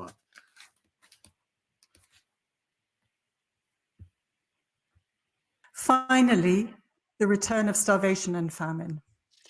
The failure of the 2023 harvest is precipitating widespread starvation in eastern Tigray, northern Amhara, and Afar, at a time when international funding for humanitarian activities is low. In Tigray, last year's harvest saw only 37% of the production of a normal year. This comes on top of 3 years during which the war eroded the resources of the rural majority, caused by looting and destruction, by the withholding of salaries, by the closure of alternative livelihoods options, trade, migration, credit, small enterprises, and by the halting of safety net transfers, which supported 1 million Tigrayans before the war and which have not since resumed at this scale. The suspension of aid between March and November last year because of a national scandal of misappropriation was the final straw for many peasant farmers. In my estimation, many thousands have already died. The resumption of aid is welcome, but it will need to be massively scaled up if many tens of thousands more are to avoid the same fate. Allow me to conclude, Mr. Chairman, by commenting that since my first visit to rural Tigray in 1988, exactly 35 years ago at the end of the Derg period, I have never seen the rural economy in northern Ethiopia in such a desperate state as I did in November and December last year. Thank you. እንግዲህ እንደሰማችኋት ነው። ከ33 ዓመት በፊት ኢትዮጵያ ሄጄ የነበረ ደርግ ሲወድቅ ከዛ በኋላ ደግሞ ላስት ይር ሄጄ የነበረ ያየሁት ሁኔታ ከ35 ዓመት በፊት ካየሁትም የባሰ ነው ያለችው። this is that her conclusion። ስለዚህ ዶክተሯ በ6 ጉዳዮች ላይ አንስታለች። የመጨረሻዋ የጠኔና የረሃብ መመለስ ብላ ነው ያነሳችው። ኢትዮጵያ ውስጥ የጠኔና ረሃብ መመለስ የፈጠረው ነገር ማለት ነው። ምስራቅ ትግራይ፣ ሰሜን አማራና አፋር በረሃብ መጠቃታቸውን፣ በትግራይ ባለፈው ዓመት 37% ኦፍ ፕሮዳክሽን ብቻ እንደመካሄዱን በኔ ግምት በሺዎች ሞተዋል ነው የምትለው። ስለዚህ ጠኔ ተመልሷል፣ ረሃብ ተመልሷል፣ ስታርቬሽን ተመልሷል፣ ፋሚን ተመልሷል ነው የምትለው። ይሄ የፕሮፌሰሯ የዶክተሯ አሰስመንት በአውሮፓ ፓርላማ የቀረበና እኔ ትኩረት የሳበኝ ነው። በ6 ነጥቦች ላይ ምናልባት ዘግይታችሁ የገባችሁ ሰዎች በ6 ነጥብ ላይ ትኩረት ሰጥታ ያነሳችበት ነው። ጂኦፖለቲክሱን አነሳች። ኢትዮጵያ በጣም የሶቨርኒቲዋ ሉዓላዊነቷ በጣም ደካማና ጥገኛ እንደሆነ በራሷ ጉዳይ መወሰን ማትችል ደካማ ጥገኛ በገልፍ ሀገሮች በዋናነት በአረብ ሀገሮች ውስጥ ቅኝ ግዛት እየገባች መሆኑን ያኔ ከደርግ ጋር ደርግ ከሶቪየት ህብረት ከነበረው ባነሰ አቅም ላይ እንዳለች አንስታለች። አንዱ ሳመሪ እሱ ነው። ሁለተኛው ሳመሪ ኢኮኖሚውም ጥገኛ ነው፣ ወደ መክሰም እየሄደ ነው። ኮላፕስ ኦን ዘ ቨርጅ ኦፍ ኮላፕስ ነው የኢትዮጵያ ኢኮኖሚ እያለ ነው። 2 ሶስተኛ የሀገሪቱ የውስጥ ፖለቲካ ወደ አንድ ግለሰብ ስልጣን ጥቅለላ እየሄደ ነው። ፓወር ኮንሰንትሬት እየሆነ ነው ወደ አንድ ግለሰብ። ዘን ታይራኒ ወይ ታይራንት እየመጣ ነው። ፍጹማዊ አምባገነንነት እየመጣ ነው። ዳስ ነምበር 3። አራተኛ መንግስት አገልግሎት መስጠት አልቻለም። ሰርቪስ ዲሊቨሪ አቅም የለውም። ማህበራዊ አገልግሎቶች ተዳክመዋል። የትምህርት፣ የጤና የመሳሰሉት ማለት ነው። ይሄ በተለይ ትላንት ልማታዊ መንግስት ሆኖ በትልቅ ደረጃ ሲነሳ የነበረ ሀገር አሁን ቁልቁል ወደ ሌብነት ወደ ኮራፕሽን ገብቷል እያለች ነው። አራተኛ። አምስተኛ በሀገሪቱ ውስጥ ያለው የእርስ በርስ ጦርነት ኮንፍሊክት ይቺን ሀገር አደጋ ውስጥ ከቷታል። 3 ክልሎች ላይ ከፍተኛ የሆነ የጦርነት የእርስ በርስ ጦርነት ስጋቶች አሉ እያየን ነው። በአማራ ክልል የፍራግመንትድ የሆኑ ኢንሰርጀንሲዎች እርስ በራስ በአንድ ቦታ ኮንሰንትሬት ያልሆኑ አማጽያን ጦርነት እየከፈቱ ነው። እነዚህ አማጽያን በከፈቱ ጦርነት መንግስት አስቸኳይ ጊዜ አዋጅ አውጆ በሱ መቆጣጠር አልቻለም። ዜን ግድያዎች እየፈጸመ ነው። የኢትዮጵያ መከላከያ ቤት ለቤት እየሄደ ሰዎችን እየገደለ ነው። አማራ ክልል አማጽያኑ ጦርነቱን ቀጥለዋል፣ ግን they are fragmented ናቸው። ሁለተኛ ኦሮሚያም ላይ ስምምነት ለመድረስ የትና የት ርቀት ሄዶ መጨረሻ ላይ ፌል አረገ። ባረገው ነገር ስቲል ጦርነቱ ቀጥሏል። ትግራይ ክልል ጦርነት ተካሄደ፣ ስምምነት ተካሄደ ደቡብ አፍሪካ ላይ፣ ግን ስምምነቱ በሙሉ ቁመናው አልተተገበረም። በሚሊዮን የሚጠጉ ተፈናቃዮች ወደ ቀያቸው አልተመለሱም። በፌዴራሉና በትግራይ አመራሮች መካከል ስቲል ጡዘት አለ፣ ስቲል ትረስት የለም። የትግራይ ህዝብ ሌላ ዙር ጦርነት በሌላ መንገድ እየተካሄደብን ነው ብሎ ያምናል። የረሃቡን ማለት ነው። ይሄ አምስተኛ ያነሳችው ነው። ስድስተኛ ኢትዮጵያ ውስጥ ጠኔ ተመልሶ መጥቷል፣ ረሃብ ተመልሶ መጥቷል እያለች ነው ያለችው። ስለዚህ ይሄ እንግዲህ ቅድም ለተነሳው ጥያቄ ምንድነው እንትን የምንለው? እስቲ እንደው ልጠይቃችሁ። አንዳንዶቻችሁ ልክ የሆነ ቦታ ሲደርስ የከሌ ወኪል ናት የከሌ ምናምን ማለት ጀምራችሁ መጀመሪያ ፖዚቲቭሊ ስታዩ ቆይታችሁ። እስቲ የኔ ተመልካች አድማጮች የዚህ ሴትዮን ምልከታ ግምገማ የምንበለው ኢቫሉዌሽን ከ1 እስከ 10 ስኮር አርጉ ብትባሉ ስንት ትሰጧታላችሁ? ማለት አንድ ቁጥር የምትጽፉ ሰዎች ሴትዮዋ የሀገሪቷን ሁኔታ አልተገነዘበችም፣ አልተረዳችም፣ ትክክለኛ አይደለም፣ ዝቅተኛ አረዳድ ነው ያላት የሚል አንድ ቁጥር። 10 ቁጥር የምትጽፉ ወይም ከ10 9 ምናምን ጽፉ ሴትዮዋ የቀረበችው ነገር ኢትዮጵያን የሚገልጻት ትክክለኛ ስዕል ተደርጎ ሊወሰድ የሚችል ነው። 5 ምናምን የምትሉ ሰዎች 5 ማለት በኦን ዲ አቨሬጅ ብዙ እውቀቱ የላትም ግን የተሻለ ነገር ሊሆን ይችላል። 0 የሚባል የለም ወንድሜ። 0 there is no 0። አንዳንድ ቃል አትናገር እባላለሁ ግን እንዴት እንደምረጋ አላውቅም። ቃል ልተወው እያልኩ ነው የምተወው። እና እኔ ጋር አትሊስት የሆነ የማገናዘብ ችሎታ ያላችሁ ሰዎች ነው እንድትመጡ የምፈልገው። መንጋ እዚህ ጋር እኔ መንጋ አልፈልግም። I don't need more። በተለይ ይሄ በጣም ዝቅተኛ እንትን አልፈልግም። ሰዎች ተገንዝበው ውይይት ሊያደርጉ ሐሳብ ሊለዋወጡ የሚፈልጉ ያለኝ መረጃ እሱ ነው። ብዙ ባለስልጣናት ብዙ የፖለቲካ ሰዎች በተቃዋሚ ያሉ ይሄን ፕሮግራም እንደሚሰሙት አውቃለሁ። ብዙ ሚሊቴሪ ሰዎች እንደሚሰሙት አውቃለሁ። በድፍረት ነው የምናገረው። ስለማቅም ነው። ሶ በዛ ሌቭል ስለሆነ እኔ በዚህ በማስ በሞብ ወሬ ያለውን I need the quality listeners ነው የምፈልገው። ጥራት ያላቸው አዳማጮች ናቸው የምፈልገው እና ከዛ ደግሞ አገናዝበው ነገሩን ውይይት ሊጭሩ የሚችሉ ሰዎች ነው የምፈልገው። እና እስቲ ጻፉ ከአንድ እና በአንድና በ10 መካከል 0 የለም፣ 0 ሊባልም አይችልም። ስለዚህ በአንድና በ10 መካከል የሴትዮዋ የኢትዮጵያን ፖለቲካ የኢትዮጵያን ሁኔታ የተረዳችበትና ለአውሮፓ ህብረት ያቀረበችው ትክክል ነው የሚመጥን ነው የምትሉ ሰዎች እስከ 10 ባለው ምንም ዝቅተኛ እውቀት ነው ያላት በዚህ ተመርኩዘው የአውሮፓ ፖሊሲ ሜከሮች ውሳኔ የሚሰጡ ከሆነ አደጋ አለው ለኢትዮጵያ፣ እውቀቱም የላትም የምትሉ ሰዎች አንድ ቁጥር ጻፉ። ሲሊያችሁ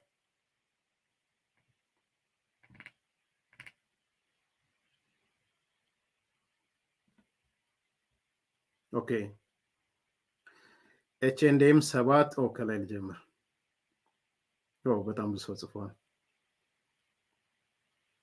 አብዲሉላ 10፣ አማኑኤል አሰፋ 1፣ ከማል 1፣ አማኑኤል ኦኬ፣ አብዲ 10፣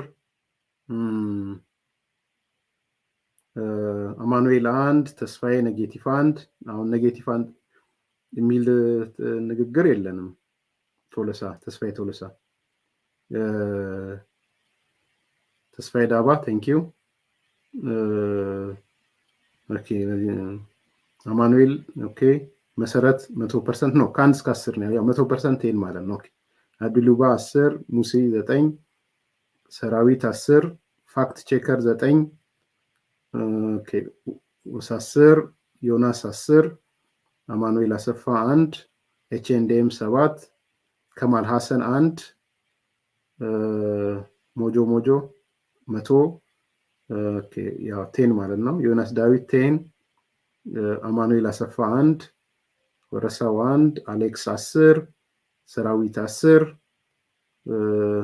ኦኬ ሙሴ 9 በረሀ 9 አማኑኤል 1 ዮናስ 10 ከማል 1 በክት አማኑኤል ሐሰን በረ 10 በጣም አመሰግናለሁ በጣም ብዙ ሰዎች አስተያየት ሰጣችኋል ታንክ ዩ ስላዳመጣችሁኝ እና ሐሳቡም ስለገባችሁ በጣም አመሰግናለሁ እንደዚህ ሲሆን ነው ጥሩ የሚሆነው ዞሮ ይሄ ከሴትዮ አንፃር የቀረበ ነገሮች ናቸው እንግዲህ ይሄ ምንድነው አንዱ ትኩረቴ ቅድም እንዳልኩት የአውሮፓ ህብረት ነው ግን ጂኦፖለቲካው ከየት ወዴት ነው እየሄደ ያለው የሚል ነገር ልናነሳ ምንችለው የአውሮፓ ህብረትን አየነው ሌሎችንም አየናቸው ምንድነው ሊመጣ የሚችለው የሚለውን በደንብ ማንሳት ያስፈልጋል ብያምናለሁ ከነዚህ ነገሮችን ተነስቶ እንግዲህ አንደኛ የጂኦፖለቲካው ከየት ወዴት ስንል የአውሮፓ ፓርላማ በኢትዮጵያ ጉዳይ ቅድም ባየነው መልኩ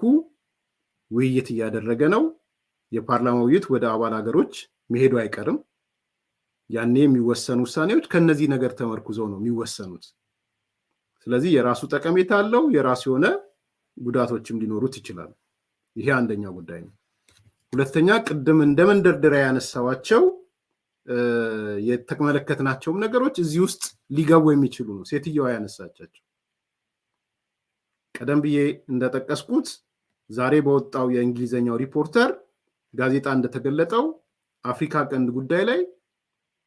ቀንድ ጉዳይ ላይ ዩኤኢ እና ቱርክ ወይም ተርኪ ከመጋረጃ ጀርባ ጥቅማቸውን ለማስጠበቅ እየተሯሯጡ መሆኑን የሚያሳይ ገልፍ ሀገሮች ውስጥ እንግዲህ አንዷ ዩኤኢ ናት ተርኪ ጥቅማቸውን ለማስጠበቅ እየተሯሯጡ ነው የተርኪ የአውሮፓ ናት የአረብ ሊግ ውስጥ ያለች መሰለኝ ቼክ አድርጉልኝ የአረብ ሊግ ውስጥ ካሉ ሀገሮች ውስጥ ዞሮ የሁለቱ ከመጋረጃ ጀርባ ሆነው የኢትዮጵያን የጅቡቲን የሶማሊያን ሁኔታዎች እያመሱ ያለበት ሁኔታ ነው ባለፈው ረቡዕ እንደምታስታውሱት የሶማሊያው ፓርላማ ከቱርክ ጋር የሚሊተሪ ስምምነት ሚሊተሪ ፓክት አድርጓል ቱርክ በምትሰጠው አገልግሎት የስልጠና የተለያየ ነገሮች ምንድነው የተጠቀመጠው 30% ሬቪኒው ትወስዳለች ይሄኮ ሌላ መንገድ እኮ ቅኝ ግዛት እኮ ነው እየተካሄደ ያለው 30% ሬቪኒው ነው የምትወስደው ሪፖርተር ላይ የሚጻፈው እሱ ነው አንብብላችሁ ምንድነው የሚለው 30% of revenue from Somalia exclusive economic zone EEZ የሚባለው ትወስዳለች 30% እንግዲህ ምንድነው ሊፈጠር የሚችል ማለት ነው ከዛም ቱርክ በስምምነቱ መሰረት የሶማሊያን ውሃ የማስተዳደር የተለያዩ ነገሮች ትፈጽማለች Somalia latest international pact guarantees Turkey complete accessory over the management and the defense of Somalia's water as well as commercial opportunities in its resource ነው የሚለው ስለዚህ የሶማሊያን የወታደራዊ ሁኔታን ማኔጅመንት የምታረግበት መከላከያ ኃይሉን ማኔጅ የምታረግበት ሁኔታ ነው እየተፈጠረላት ያለው ሪፖርተር ባሰባሰበው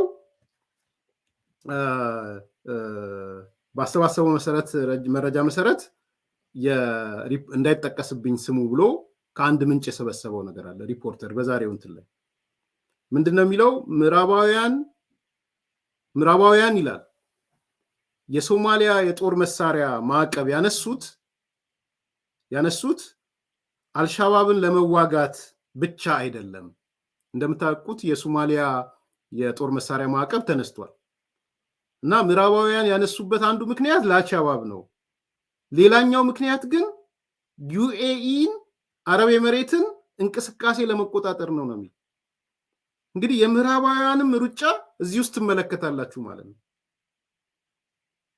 አንዱ የሚመለከተው ከዩኤኢ ጋር ተያይዞም ያሉ እንቅስቃሴዎች አሉ። ምዕራባውያን ራሱ የጦር መሳሪያ ለሶማሊያ ሲፈቅዱ እገዳውን ሲያነሱ አልሻባብን ብቻ በመዋጋት ሳይሆን አካባቢው ላይ ዩኤኢ የምታደርገውን ነገር ነው። ዩኤኢ ደግሞ አሁን ከኢትዮጵያ ጋር ወዳጅ ሆና አላህ ያርጋ ነው እየተንቀሳቀሰች ያለችው። ከኢትዮጵያ ጋር ነው የምትንቀሳቀሰው። ኢትዮጵያም ዩኤኢን ተከትላ ነው እየሰራች ያለችው። እንግዲህ የአብይ መንግስት ማለት ነው። ጅቡቲ በተለያየ መንገድ ለተለያዩ አካላት ሚሊቴሪ ቤዝ እያከራየች ምን እያለችም ስለሆነ ለኢትዮጵያ ትሬት እየተፈጠረ ነው።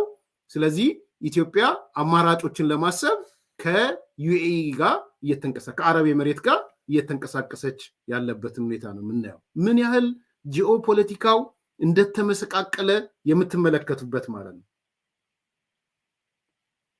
ሶማሊያ ከአረብ ሊግ ሜይንሊ ከግብፅ እና ተርኪ የዲፕሎማሲና ሚሊቴሪ ድጋፍም እያገኘች ነው። የሞቃዲሾ መንግስት በአንድ በኩል ከግብፅ በሌላ በኩል ከቱርክም የሚሊቴሪም የዲፕሎማሲም ድጋፍ እያገኘ ነው ያለው። ይሄ የፖለቲካውን ከየት ወዴት ይወስደዋል ጂኦፖለቲካውን ብለን ልንጠይቅ የምንችል ይመስለኛል።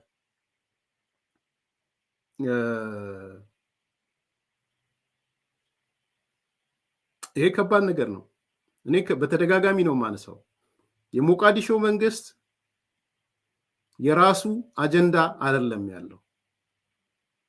የሞቃዲሾ መንግስት በዋናነት አጀንዳው የግብፅ ትሮይ ሆርስ ነው። ሻቢያም የራሱ አጀንዳ ያለ በራሱ ጥላቻ ያለው ኢትዮጵያ ማፈራረስ፣ ግን የግብፅ ትሮይ ሆርስ ነው። የግብፅ ፈረስ ነው ሻቢያ። ስለዚህ እነዚህ ነገሮች ጂኦፖለቲክሱን ምንድነው ሊያደርጉት የሚችለው የሚል በደንብ ማየት ያስፈልጋል። እና ሶማሊያ ከአረብ ሊግ ሜይንሊ ከግብፅና ከተርኪ የዲፕሎማሲና የሚሊተሪ ድጋፍ እያገኘች መሆኑን በሪፖርትም የተጠቀሳለ። እንግዲህ ይሄን መሰረት አድርገው የሶማሌላንዱ ፕሬዝዳንት ለሞቃዲሾ ፕሬዝዳንት የተናገረው ነገር አለ። እንደምታውቁት የሶማሌላንዱ ምንድነው ያለው? ግብፅንም ብታመጣ ቱርክንም ብታመጣ የሚለወጥ ነገር የለም፣ ስምምነቱ ይፈረማል ነው ያለው። ግብፅን ብታመጣም የሶማሌላንዱ ትንሽ ጠንከር ያለ ነገር ነው። የሶማሌላንዱ ፕሬዝዳንት ከኢትዮጵያም በላይ ጠንከር ያለ ነገር ነው የሚያነሳው። በነገራችን ላይ ተርኪንም ማምጣ የሞቃዲሾ ፕሬዝዳንት ግብፅንም ማምጣ የሚለወጥ ነገር የለም፣ ስምምነቱ ይፈረማል እያለን ያለው። The agreement with Ethiopia will be implemented and you cannot change it whether you bring Egypt or Turkey ብሎ ነው የሶማሌላንዱ ፕሬዝዳንት እየተናገረ ያለው ማለት ነው። እንግዲህ አንዱ የሪፖርተር የገለጸው ዩኤኢ በገደምዳሜም ቢሆን በኢትዮጵያና በሶማሌላንድ ስምምነትን በከፊል የመደገፍ ነገር አላት የሚል ከጀርባ እየተነሳ ያለ በይፋ ወጣ የመደገፍ ስራ አልሰራችም ኤሚሬት። ነገር ግን የኢትዮ ሶማሌላንድ ኤምኦዩን እንደምትደግፍ በከፊል በሪፖርቱ ላይ ተካቷል። ስለዚህ ይሄ ሁሉ ነገር ወዴት ነው ሊወስድ የሚችለው? እንግዲህ አጠቃላይ ሁኔታውን ስታዩ ኢሳያስና አልሲሲ ትላንት ግብፅ ላይ መከሩ። አሁን የምናየው በቱርክ ሶማሌላንድ ላይ መታ ሞቃዲሾ ጋር ወታደራዊ ስምምነት ፈረመች። የኤሚሬትስ ከኢትዮጵያ ጋር ያለችው ኤሚሬትስ እና ኢትዮጵያ በአንድ በኩል በዚህ በሶማሌላንዱ ላይ እየሰሩ ያለበት ሁኔታ ነው የምናየው። የነዚህ ሁሉ ምስቅልቅል ጂኦፖለቲክሱን ከየት ወደየት ይወስደናል የሚለውን ጥያቄ መጠየቅ ነው። ደን አውሮፓ ህብረት ያወጣው ሪፖርት ቅድም በዝርዝር ስላነሳ ነው ወይም የተወያዩበትን ቅድም ያነሳሁት ነው። ከዛ በተረፈ አሜሪካም ስለጠቀስኩ እኔ የአሜሪካ መንገድ ለጊዜው አዋጪ መንገድ ነው ለኢትዮጵያ ብዬ አምናለሁ። አሜሪካዊ ስለሆንኩ ሳይሆን አሜሪካ እየሄደችበት ያለው መንገድ የተሻለ አማራጭ ነው። አሜሪካ እየሄደችበት ያለው መንገድ ምንድነው? በኢትዮጵያ የውስጥ ኃይሎች መካከል በኦሮሞ ሊብሬሽን አርሚም በፋኖም በኩል እነዚህን አካላቶች ወደ ጠረጴዛ አምጥቶ ከፌደራል መንግስቱ ጋር በድርድር ችግሩ እንዲፈታ የሚሊቴሪ ሶሉሽን እንዳልሆነ አሜሪካኖቹ እየገለጹ ነው ያለው። ስለዚህ እኔ the best solution ያለው ዋሽንግተን ዲሲ ነው። ተጽዕኖም በዋናነት ትልቅ ተጽዕኖ የሚኖረውም ዲሲ ነው ብዬ አምናለሁ። ዋሽንግተን ዲሲ and የዲሲ መንገድም ያዋጣል ብዬ ነው ማምነው።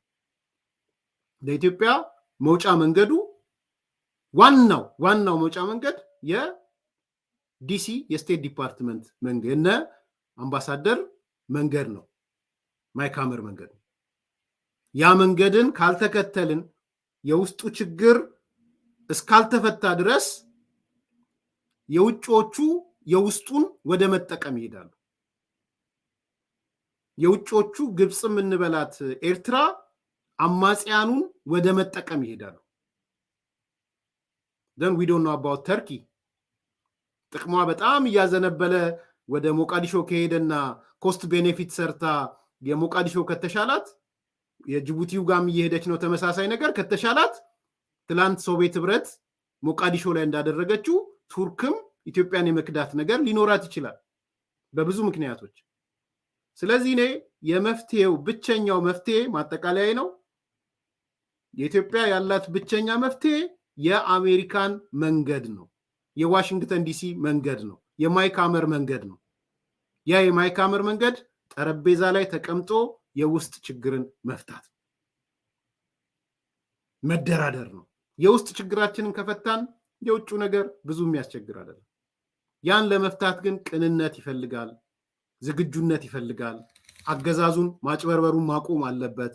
ጄኒዩን የሆነ ከልቡ መደራደር መወያየት እንደሚፈልግ መግለጽ አለበት። ገልጿል፣ ግን ከልብ መሆኑንም ማሳየት መቻል አለበት። በታጣቂ ወገንም የትም ርቀት አትጓዝ። ግፋ በለው አያዋጣችሁም። ኦሮሞ ሊብሬሽን አርሚ አያዋጣህም። ፋኖ ግፋ በለው አያዋጣህም። መጨፋጨፍ ነው እያየን ያለ ነው። ብዙ ርቀት አይጓዝም። ህዝብ ይጨፈጨፋል፣ አገር ይወድቃል። የውጪ አካል መጥቶ የሚፈልገውን ያደርገናል። አዲስ አበባም አትመጣም፣ ማንም አንተም ያኛውም አትመጡ። ማዕከላዊ መንግስቱም ስለማይመጡ ብሎ የሚቆይበት አይደለም። ኢትዮጵያ ነው የምትከስመው። ማንም ተጠቃሚ የሚሆንበት ሁኔታ አይፈጠርም። ስለዚህ ብቸኛው መንገድ ለኢትዮጵያውያን በጠረጴዛ ዙሪያ መጥቶ መፍትሄ ማበጀት ነው። ያ መፍትሄ ምን ይሆናል? ድርድሩ ነው የሚወስነው። አገር መለያየት ይሁን፣ በስልጣን መጋራት ይሁን፣ የሽግግር መንግስት ይሁን፣ መሰረታዊ የህዝቡ ጥያቄዎች ሁሉ እሱ የጠረጴዛው ውይይት ነው የሚወስነው። ስለዚህ ሁሉም ጠመንጃውን አዘቅዝቆ የሁል ቀን መልእክቴ ነው፣ ሳይረፍድ ጠመንጃ ተዘቅዝቆ ወደ ጠረጴዛ ይምጣ። ሳይረፍድ አቅምም ካለ አሁን እንደሚወራው አንዳንድ ሚዲያ ሳይ ነበረ ዛሬ ጀግናው እንትን ተቆጣጠራት መራዊን እንደዚህን ተቆጣጠረ ያየው ነበር። ነገ ሰማለው ደግሞ መራዊን ለቆ ወጣ የሚል ስንሰማ ግን ይሄን ያህል ህዝብ ተጨፈጨፈ እንሰማለን። ስለዚህ የወጣ ገባ ውትድርና የወጣ ገባ ፖለቲካ የትም አያስኬድም። የግድያዎች የትም አያስኬድም። ነገ ከነጎዲያ ኢቭን ታጣቂዎቹም እርስ በራስ ወደ መገዳደል ይሄዳሉ። ትላንት ያየው ዜና ነበረ። የኦሮሞ ሊብሬሽን አርሚ ክስ አቅርቧል። ፋኖች ይህን ያህል 12 ወይ ምናምን 8 መምህራን ገደሉብኝ ብሎ ክስ አቅርቧል። የወጣ ነው፣ ሚዲያ ላይ የወጣ ነው። ኖት ኦንሊ ዛት የኢትዮጵያ ሰብአዊ መብት ኮሚሽን ክስ እንትን ብሏል። ኦሮሚያ ውስጥ የሚካሄደው ግድያ በመንግስት ይካሄዳል፣ በስውር ገዳዮች ይካሄዳል። በነሽመልስ አብዲሳ የሚመራ ስውር ገዳይ አለ ብሎ ስሙንም አውጥቶታል። ሮይተርስ ያወጣው እነ ፍቃዱ ተሰማ ያሉበት አብይ የሚያውቀው እነሱ የለት ስውር ገዳዮች የሚገሉት የመንግስት መከላከያ የመንግስት ታጣቂዎች የሚገሉት ኦላ ኦሮሞ ሊበሬሽን አርሚ የሚገላቸው የአማራ ታጣቂዎች የሚገሉት ኦሮሚያ ውስጥ ስለዚህ ያለው መገዳደልም መጨፋጨፍም ነገ ከታጣቂው ጋር ይመጣል then ምንም የሚገኝ ትርፍ አይኖርም ስለዚህ ነው ማጠቃለያ የውስጥ ችግራችንን እንፍታ ጊዜ ሳይረፍድ እንፍታ ወደ ጠረጴዛ እንምጣ ከዛ ውጪ መፍትሄ የለም ማንንም በጦርነት አያሸንፍም መንግስትም አያሸንፍም ታጣቂዎችም አታሸንፉም ውጪ ያላችሁ ግፋ በሎች you get money I know እናንተ ገንዘብ ታገኛላችሁ ቤተሰባችሁን ታኖራላችሁ የደስታ ኑሮ ትኖራላችሁ በሰው ደም እየቀለዳችሁ ይሄ የዛሬው መልእክቴ ነው ላይክ አርጉ ሰብስክራይብ አርጉ ሼር አርጉ መልካም ቀን